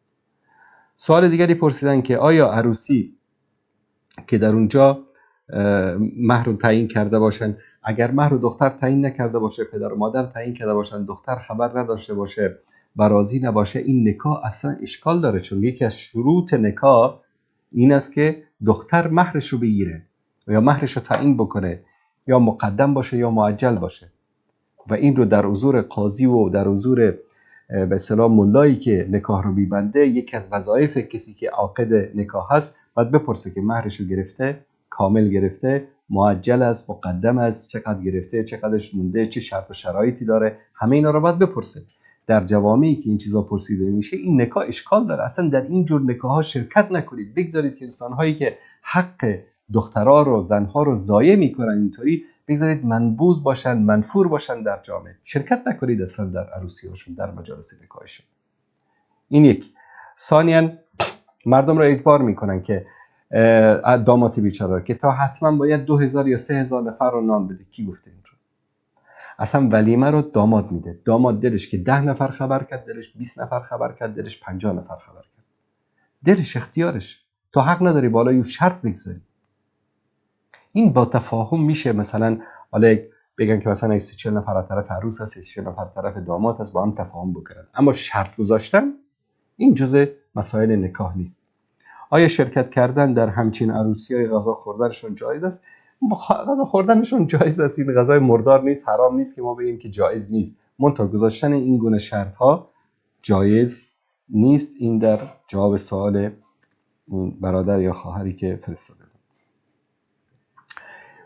دوست عزیزی نوشتن که در تاجیکستان زندگی میکنن، در روستاشون 2 نفر زنا کردن، حکومت بر اساس قوانین دموکراتیک مجازاتشون کرد، اما مردم راضی نیستن. از شما میپرسیم که طبق شرع با این 2 خانواده چیکار کنیم؟ متوجه باشید. ببینید، اولا در مورد زنا الله سبحانه و تعالی به ما واضح و آشکار بیان کرده که کسانی که زنا میکنن والذین لا يدعون مع الله إلها آخر ولا يقتلون النفس التي حرم الله إلا بالحق ولا يزنون. کسانی که به الله سبحانه و تعالی شریک نمی آورند و آدم نمی کشند و زنا نمی کنند. ببینید زنا در کنار چند اعمال زشت و ناشایست دیگری ذکر میشه، قتل نفس و در کنار شرک، به خاطر عظمت و بزرگی و خطرناکی این گناهی است که متاسفانه امروز در بعضی از جوامع مردم گرفتار شدن. در جوامعی که در اونجا قانون شرعی جاری نیست، محکمه شرعی وجود ندارد و شریعت و اسلام در اونجا حاکمیت ندارد، در اونجا چیزی که محکمه حکم میکنه دیگه مردم خودشون نباید بیان برای او مثلا بخوان مجازاتی رو ترتیب بدن، چون این هرج و مرج ایجاد میشه و مجازات ها و قصاص شرعی در سایه حکومت اسلامی توسط دادگاه اسلامی صورت میگیره و مردم حق ندارن که خودشون احکام قصاص رو در یک جامعه اجرا بکنن. این کار قاضی است، کار حکومت اسلامی است. مادامی که در یک مملکتی حکومت اسلامی وجود نداره، حکم این مملکت حکم دارالکفر است. در دارالکفر مثلا شما در آلمان زندگی کنید، در فرانسه زندگی بکنید، در اونجا احکام شرعی جاری نمیشه، مردم دارن زنا میکنن، شراب میخورن، شما میرید مردم رو مجازات میکنید؟ نه.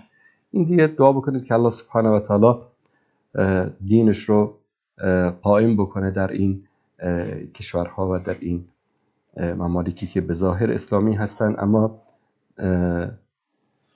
در باطن با دین و با شریعت مبارزه میکنن.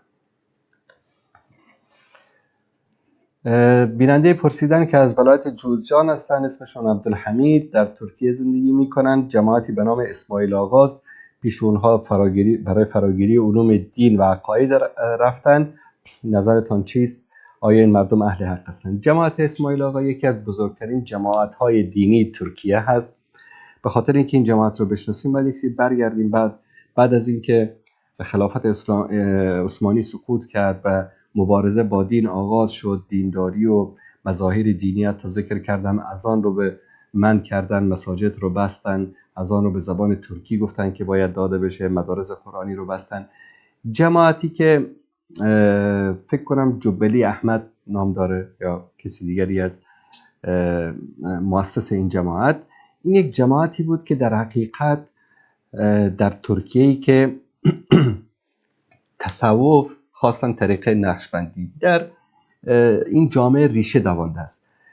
یک گروه های متصوفه خرافاتی هم هستن که شرکیات دارن و عبادات قبر و فلان چیزا، اما این گروه الحمدلله از این مظاهر شرکی ندارن، عبادت قبر و شرکیات و این چیزا ندارن، صوفی نقشبندی هستن، مسائل تزکیه نفس و این مسائل زیاد بهش اهمیت میدن. این جماعت در وقتی در ترکیه ایجاد شد که مبارزه با دین خواستن، با دینی که در سیاست مداخله بکنه، به شدت آغاز شده بود. به خاطر همین این جماعت تأسیس شد تا اسلام رو در ترکیه حفظ بکنه. یعنی واقعا از حق نگذاریم خدمتی که این جماعت در طول تقریبا 100 سال گذشته در ترکیه کردن که دین رو، عقیده رو، اسلام رو حفظ کردن در مدارسشون با همون روش‌های قدیمی، مثل شیوه مکتبخانه هست، با لباسهایشون، با مظاهر دینیشون، با ریش‌های بلند، با عبا و قبا و عمامه‌ای که دارن.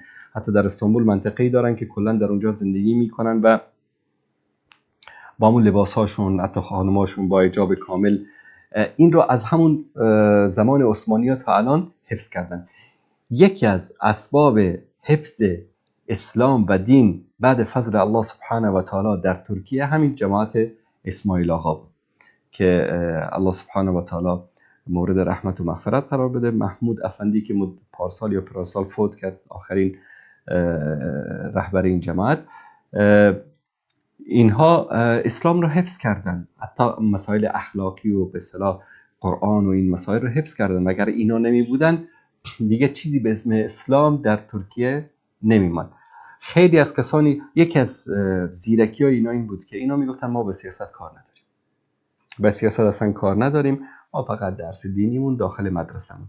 اما خیلی از کسانی که امروز در رأس سیاست ترکیه وجود دارن، یا خودشون یا همکارانشون متأثر از این جماعت بودن یا در مدارس اینها درس خوانده بودن. امروز از این جماعت در ارتش هستن، در پلیس هستن، در دکتر هستن، مهندس هستن، دروس عصری میخوانن و امروز در سیاست ترکیه خیلی موثر هستن. آرای اینا در انتخابات ریاست جمهوری، انتخابات پارلمانی خیلی تاثیر داره. به هر صورت این یک جماعت صوفی نقشبندی است و در مدارس اینا درس خواندن، خواستن در بخش تعلیم قرآن کریم، تعلیم زبان عربی، مسائل فقهی، هیچ اشکالی نداره. در باب اعتقادات یک کمی باید محتاط بود، چون در مسائل اسما و صفات و بعضی از افکار و آرای ماتریدی و چیزها هست در بینشان، اما عموما یک جماعتی است که از انصاف نگذاریم، از شرکیات و خرافات و این چیزها به دور هستند و یکی از اسباب حفظ اسلام تا امروز در ترکیه که 100 سال اخیر تقریبا میشه گفت با اسلام در اون مبارزه صورت گرفته، همین جماعت و رهبران اونها بودن. آخرین سوالی که از طریق واتساپ عزیزان بیننده فرستادن، یک بیننده ای از 0441 4 شماره آخرشون نوشتن نمیدانم خوارج بگویمش، منافق بگویمش، والله اعلم، که چه عقیده دارد، اما مجاهدین حماس را تکفیر می کند، به گفته خودش رد می کند، به این دلیل که کلانهای حماس ارتباط خوبی با حزب الله و ایران دارن، میگن که مادرمان رو توهین میکنن و اونها رو شهید میدانن و بالای جنازه رئیسی نماز خواند. شهید اسماعیل حنیه را گپ‌های بد میگوید. نوشتن استاد انصاری بزرگ، لطفاً شما برای ما بگید که به خاطر دفاع از حماس چه دلیل برایشان پیش کنیم. یک سری گوساله های سلفی ما داریم به نام مدخلیا، بیشتر از این جماعت هستن. خداوند چیزی که به اینها کم داده عقل است. چیزی که خداوند به اینها کم داده عقل است. شعور، عقل ندارن. متاسفانه نداده، خدا بهشون نداده. چیکار میخواید باشون بکنید؟ و متاسفانه اینا خودشون رو سلفی هم میگیرن، اهل حدیث هم میگیرن. از صهیونیستا صهیونیست‌ترن، از اسرائیلیا اسرائیلی ترن، از کافر کافرترن، از یهودی یهودی ترن، از نصرانی نصرانی ترن، اما ریشاشون ماشاءالله 2 وجب 3 وجب و نام شیخ و دعوتگر و علامه هم دارن. که در قضیه فلسطین چهره اصلی اینها بیشتر برای مردم آشکار شد. من 4 سال قبل برنامه‌ای داشتم در مورد خطر فکر مدخلی در جهان اسلام. بعضی از دوستان گفتن که شما خیلی تند رفتی و خیلی چیز کردی. گفتم شما خواهید دید خطر این فکر رو در جهان اسلام. و بعد از قضیه غزه دیدیم بعضی از سران اینها رو آرا و یعنی حتی شما تصور کنید روزی که یحیی سنوار کشته میشه اینها جشن میگرفتن و احساس خوشحالی میکردن که ورز پوزش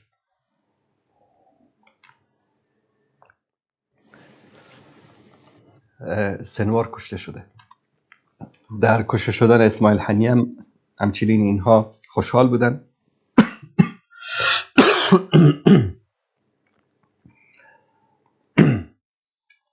دوستان عزیز ببینید، من در صحبت‌های گذشته عرض کردم مردم فلسطین امروز در وضعیتی قرار دارند که هر کسی که یهودی باشه، نصرانی باشه، بودایی باشه، هندو باشه، سیک باشه، بهشون کمک بکنه میگن دست شما درد نکنن، میگن که تشکر از شما، علنا هم ازشون تعریف و تمجید میکنن. خب ایران کمک میکنه بهشون. من بارها گفتم ایران به خاطر چی کمک میکنه. کلیپی رو پخش کردم از خالد مشعلی که از رهبران حماس و رئیس دفتر سیاسیشون در خارج، که ایشون میگه بله ایران به خاطر خوب ساختن چهره خودش در پیش مسلمان ها به ما کمک میکنه و الان این رو بیان میکنه. من کلیپش هم پخش کردم خدمت. و خود ایرانی ها میگن که هدف ما از کمک کردن به فلسطین این است که مردم فلسطین رو شیعه بکنیم. اینم براتون مصاحبه آیت الله خرازی رو نشون دادم که این رو رسما در یکی از روزنامه‌های رسمی ایران بیان میکنه. من چون بارها نشون دادم دیگه نمیخوام این چیزا رو خدمت شما نشون بدم. اما این احمق گوساله‌ای که امروز میاد میگه که اینا حماس اینطوری است و فرا بعدش اینا عقیدهشون مشکل داره، اینا باید برن قبل از جهاد عقیدهشون رو درست بکنن. سبحان الله، چند وقت پیش کلیپ رو در واتساپ دوستان فرستاده بودن، داشتم این کلیپ رو نگاه میکردم، یک چیزی نظر منو جلب کرد. بیاید با همین رو ببینیم. گرچه من کلیپ رو نمیتونم زیاد پخش بکنم، چون که به مجردی که این کلیپ رو پخش بکنم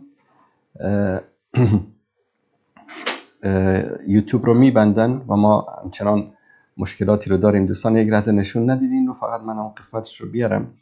این فیلم رو در موردش یک توضیح من بدم خدمتون. این فیلم مال یک صحنه ای است از آمادگی تعدادی از تاریخ 22 اکتبر 2024. این قسمت رو نشون بدن دوستان. این فیلم از تاریخ 22/10/2024 است. تشکر میکنم. بعد در این قسمت این فیلم آمادگی مجاهدین حماس در غزه برای کمین بر سر راه تعدادی از تانک های صهیونیست‌ها که الحمدلله این عملیات موفقیت آمیز بود و تعدادی از تانک ها و نفربرهای زرهی اونا نابود شد.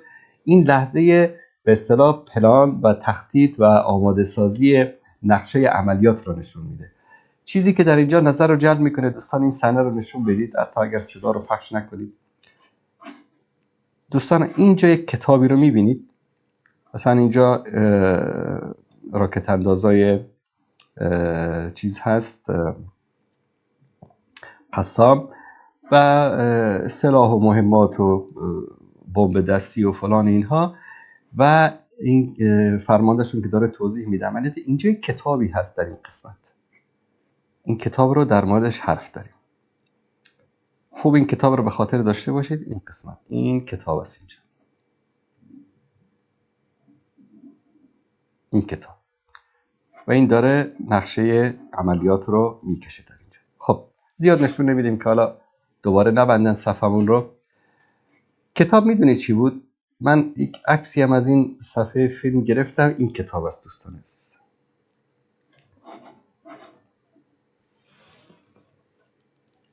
این کتاب است. الان بیاید که من این کتاب رو براتون نشون بدم. تشکر میکنم دوستان عزیز. این کتاب جالبی است به نام السحل فی العقیده. این کتاب است به عنوان السحل فی العقیده، یعنی عقیده آسان. این مختصرش است. زکریا ابن طه شهاده نوشته این رو، غزه فلسطین. خب دوستان عزیز، این کتابی است که شما در اونجا میبینید در روی میز گذاشته است. این کتابی است که هر رزمنده حماس اجباری است که این کتاب رو باید بخونه. یعنی تو اگر میخوای که بری مجاهد بشی در صف گردانهای عزالدین قسام، باید این کتاب رو بخونی. من کتاب طولانی هست، من فقط خدمت شما عزیزان عناوین این کتاب رو خدمت شما عزیزان بیان میکنم که یک مجاهد فلسطینی بعضی تعجب میکنن از مقاومتشون و از پایمردیشون، از ایمانشون، از تقواشون. دوستان عزیز، اونا عقیده رو مثل من و شما شناسنامه‌ای به ارث نبردن، عقیده رو خوندن، با عقیده زندگی کردن. این کتابی است که هر رزمنده حماس، هر عضو حماس باید این کتاب رو بخونه، امتحان بده، کامیاب شد، بعد از اون میره در حماس. اول حکم تعلیم اصول دین، معنی عقیده اسلامی. اسلام چی است؟ اسلام و ایمان به الله، تعریفش و ارکانش. ارکان ایمان به وجود الله سبحانه و تعالی. توحید ربوبیت. این گوسالای سلفی میان میگن که اینا مشرکن و اینا با مشرکین فلان دارن و اینا اینن و اونا اونن. توحید ربوبیت، دلایل شرعی توحید ربوبیت، توحید الوهیت، معنی کلمه توحید، شروط کلمه توحید، توحید اسماء و صفات، اسماء الله الحسنى، عدد اسماء الله الحسنى، الولا والبرا من الایمان. ولا و برا میدونید دوستی و دشمنی در راه الله سبحانه و تعالی جز ایمان است.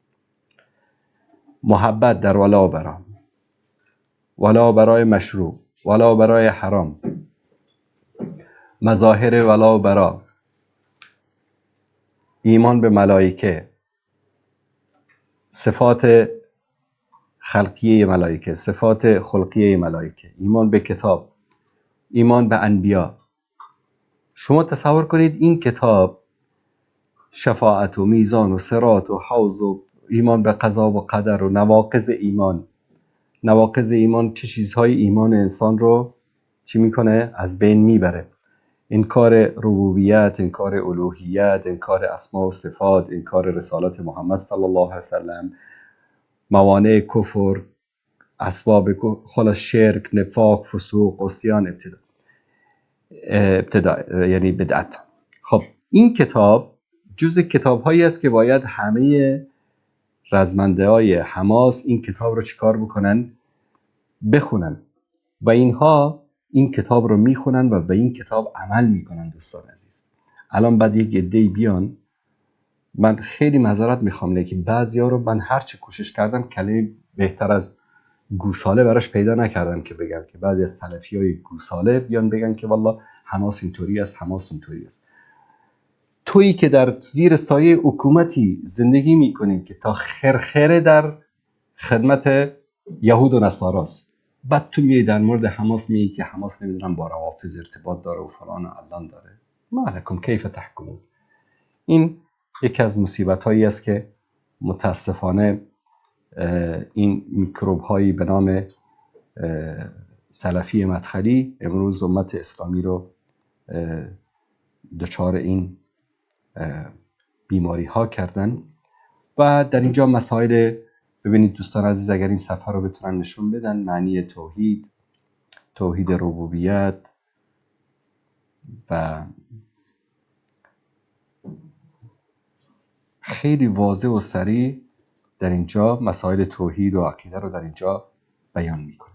بعد اینا میان در مورد مثلا مجاهدین حماس صحبت میکنن که اینا این هستن و فلان هستن و از این خزعبلاتی که بیان میکنن. بر صورت الله سبحانه و تعالی هدایتشون بده. الله سبحانه و تعالی اگر قابل هدایت هستن هدایتشون بده و اگر قابل هدایت نیستن شرشون رو از سر امت اسلامی دور بکنه. این مدخلی ها میکروب هایی هستن که در بدنه عقیده ناب توحید و عقیده سلف صالح رخنه کردن. الله سبحانه و تعالی نابودشون بکنه اگر قابل هدایت نیستن. تشکر میکنم دوستان عزیز. آخرین سوالی که دوستان برای من از سوالاتی کتبی که بینندگان فرستاده بودن اینجا فرستادن، سوالی است که بیننده عزیز در مورد خواندن قرآن کریم از روی صفحه موبایل آیا بدون وضو جایز است یا نیست. خواندن قرآن کریم از روی لپتاپ، کامپیوتر یا تلفن هایی که به اصطلاح تچ اسکرین دارن با لمس هست جایز است. بدون وضو انسان ورق بزنه و بخونه، هیچ مشکلی. خواندنش که مشکلی نداره، کسی حفظ اگر باشه میتونه بخونه، اشکالی نداره. از روی موبایل هم بخونه، اشکالی نداره اگر که بی وضو باشه.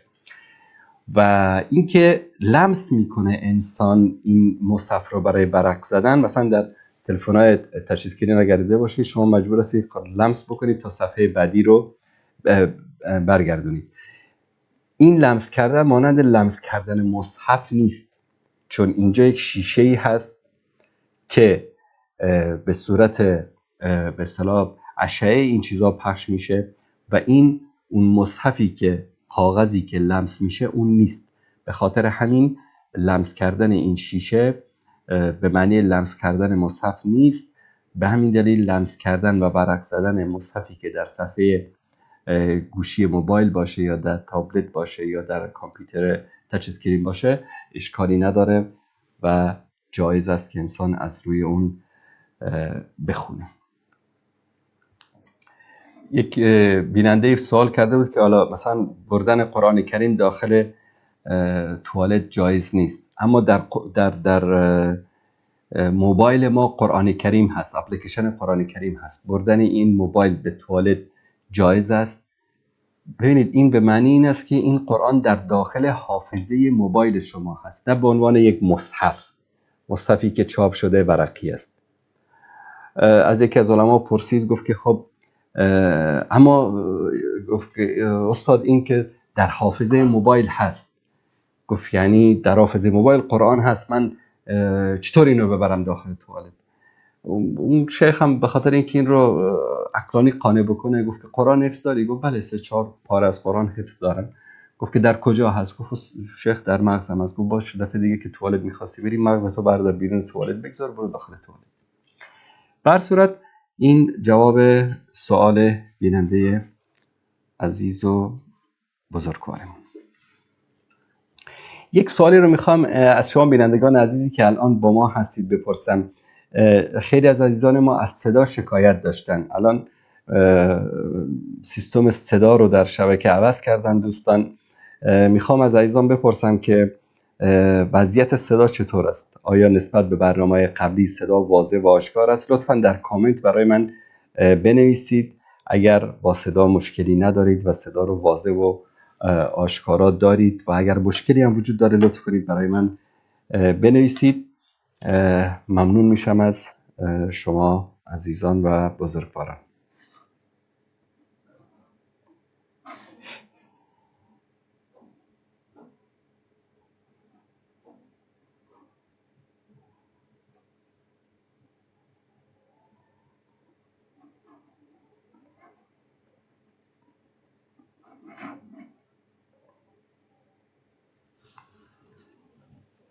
پس انشالله مشکل خاصی در صدا ندارن دوستان عزیز، صدا رو واضح دارن.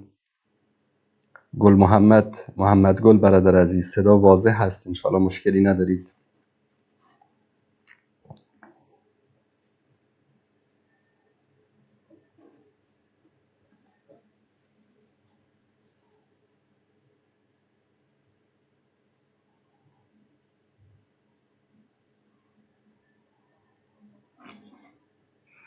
خب الحمدلله. مادامی که صدا خوب هست، تشکر میکنم از همکاران عزیزی که صدا رو مشکلش رو حل کردن. امیدواریم بعد از این مشکل صدا نداشته باشیم. گاهی اوقات شاید مشکلی در تصویر ایجاد بشه که انشالله به زودی امیدوار هستیم که این مشکل رو حل بکنیم. بسیار خوب، تشکر میکنم از همه شما عزیزان. خب بینندگان عزیز، به پایان برنامه امروز رسیدیم. تا فرصت دیگر و برنامه دیگر که باز هم با شما عزیزان همراه خواهیم بود انشاءالله روز سه‌شنبه در برنامه آن روی سکه باز هم در خدمت شما عزیزان خواهم بود. و همونطوری که می‌دونید برنامه آن روی سکه روزهای سه‌شنبه هم از طریق صفحه یوتیوب ندای حق و همچنین از طریق ماهواره میتونید در کانال نور ببینید.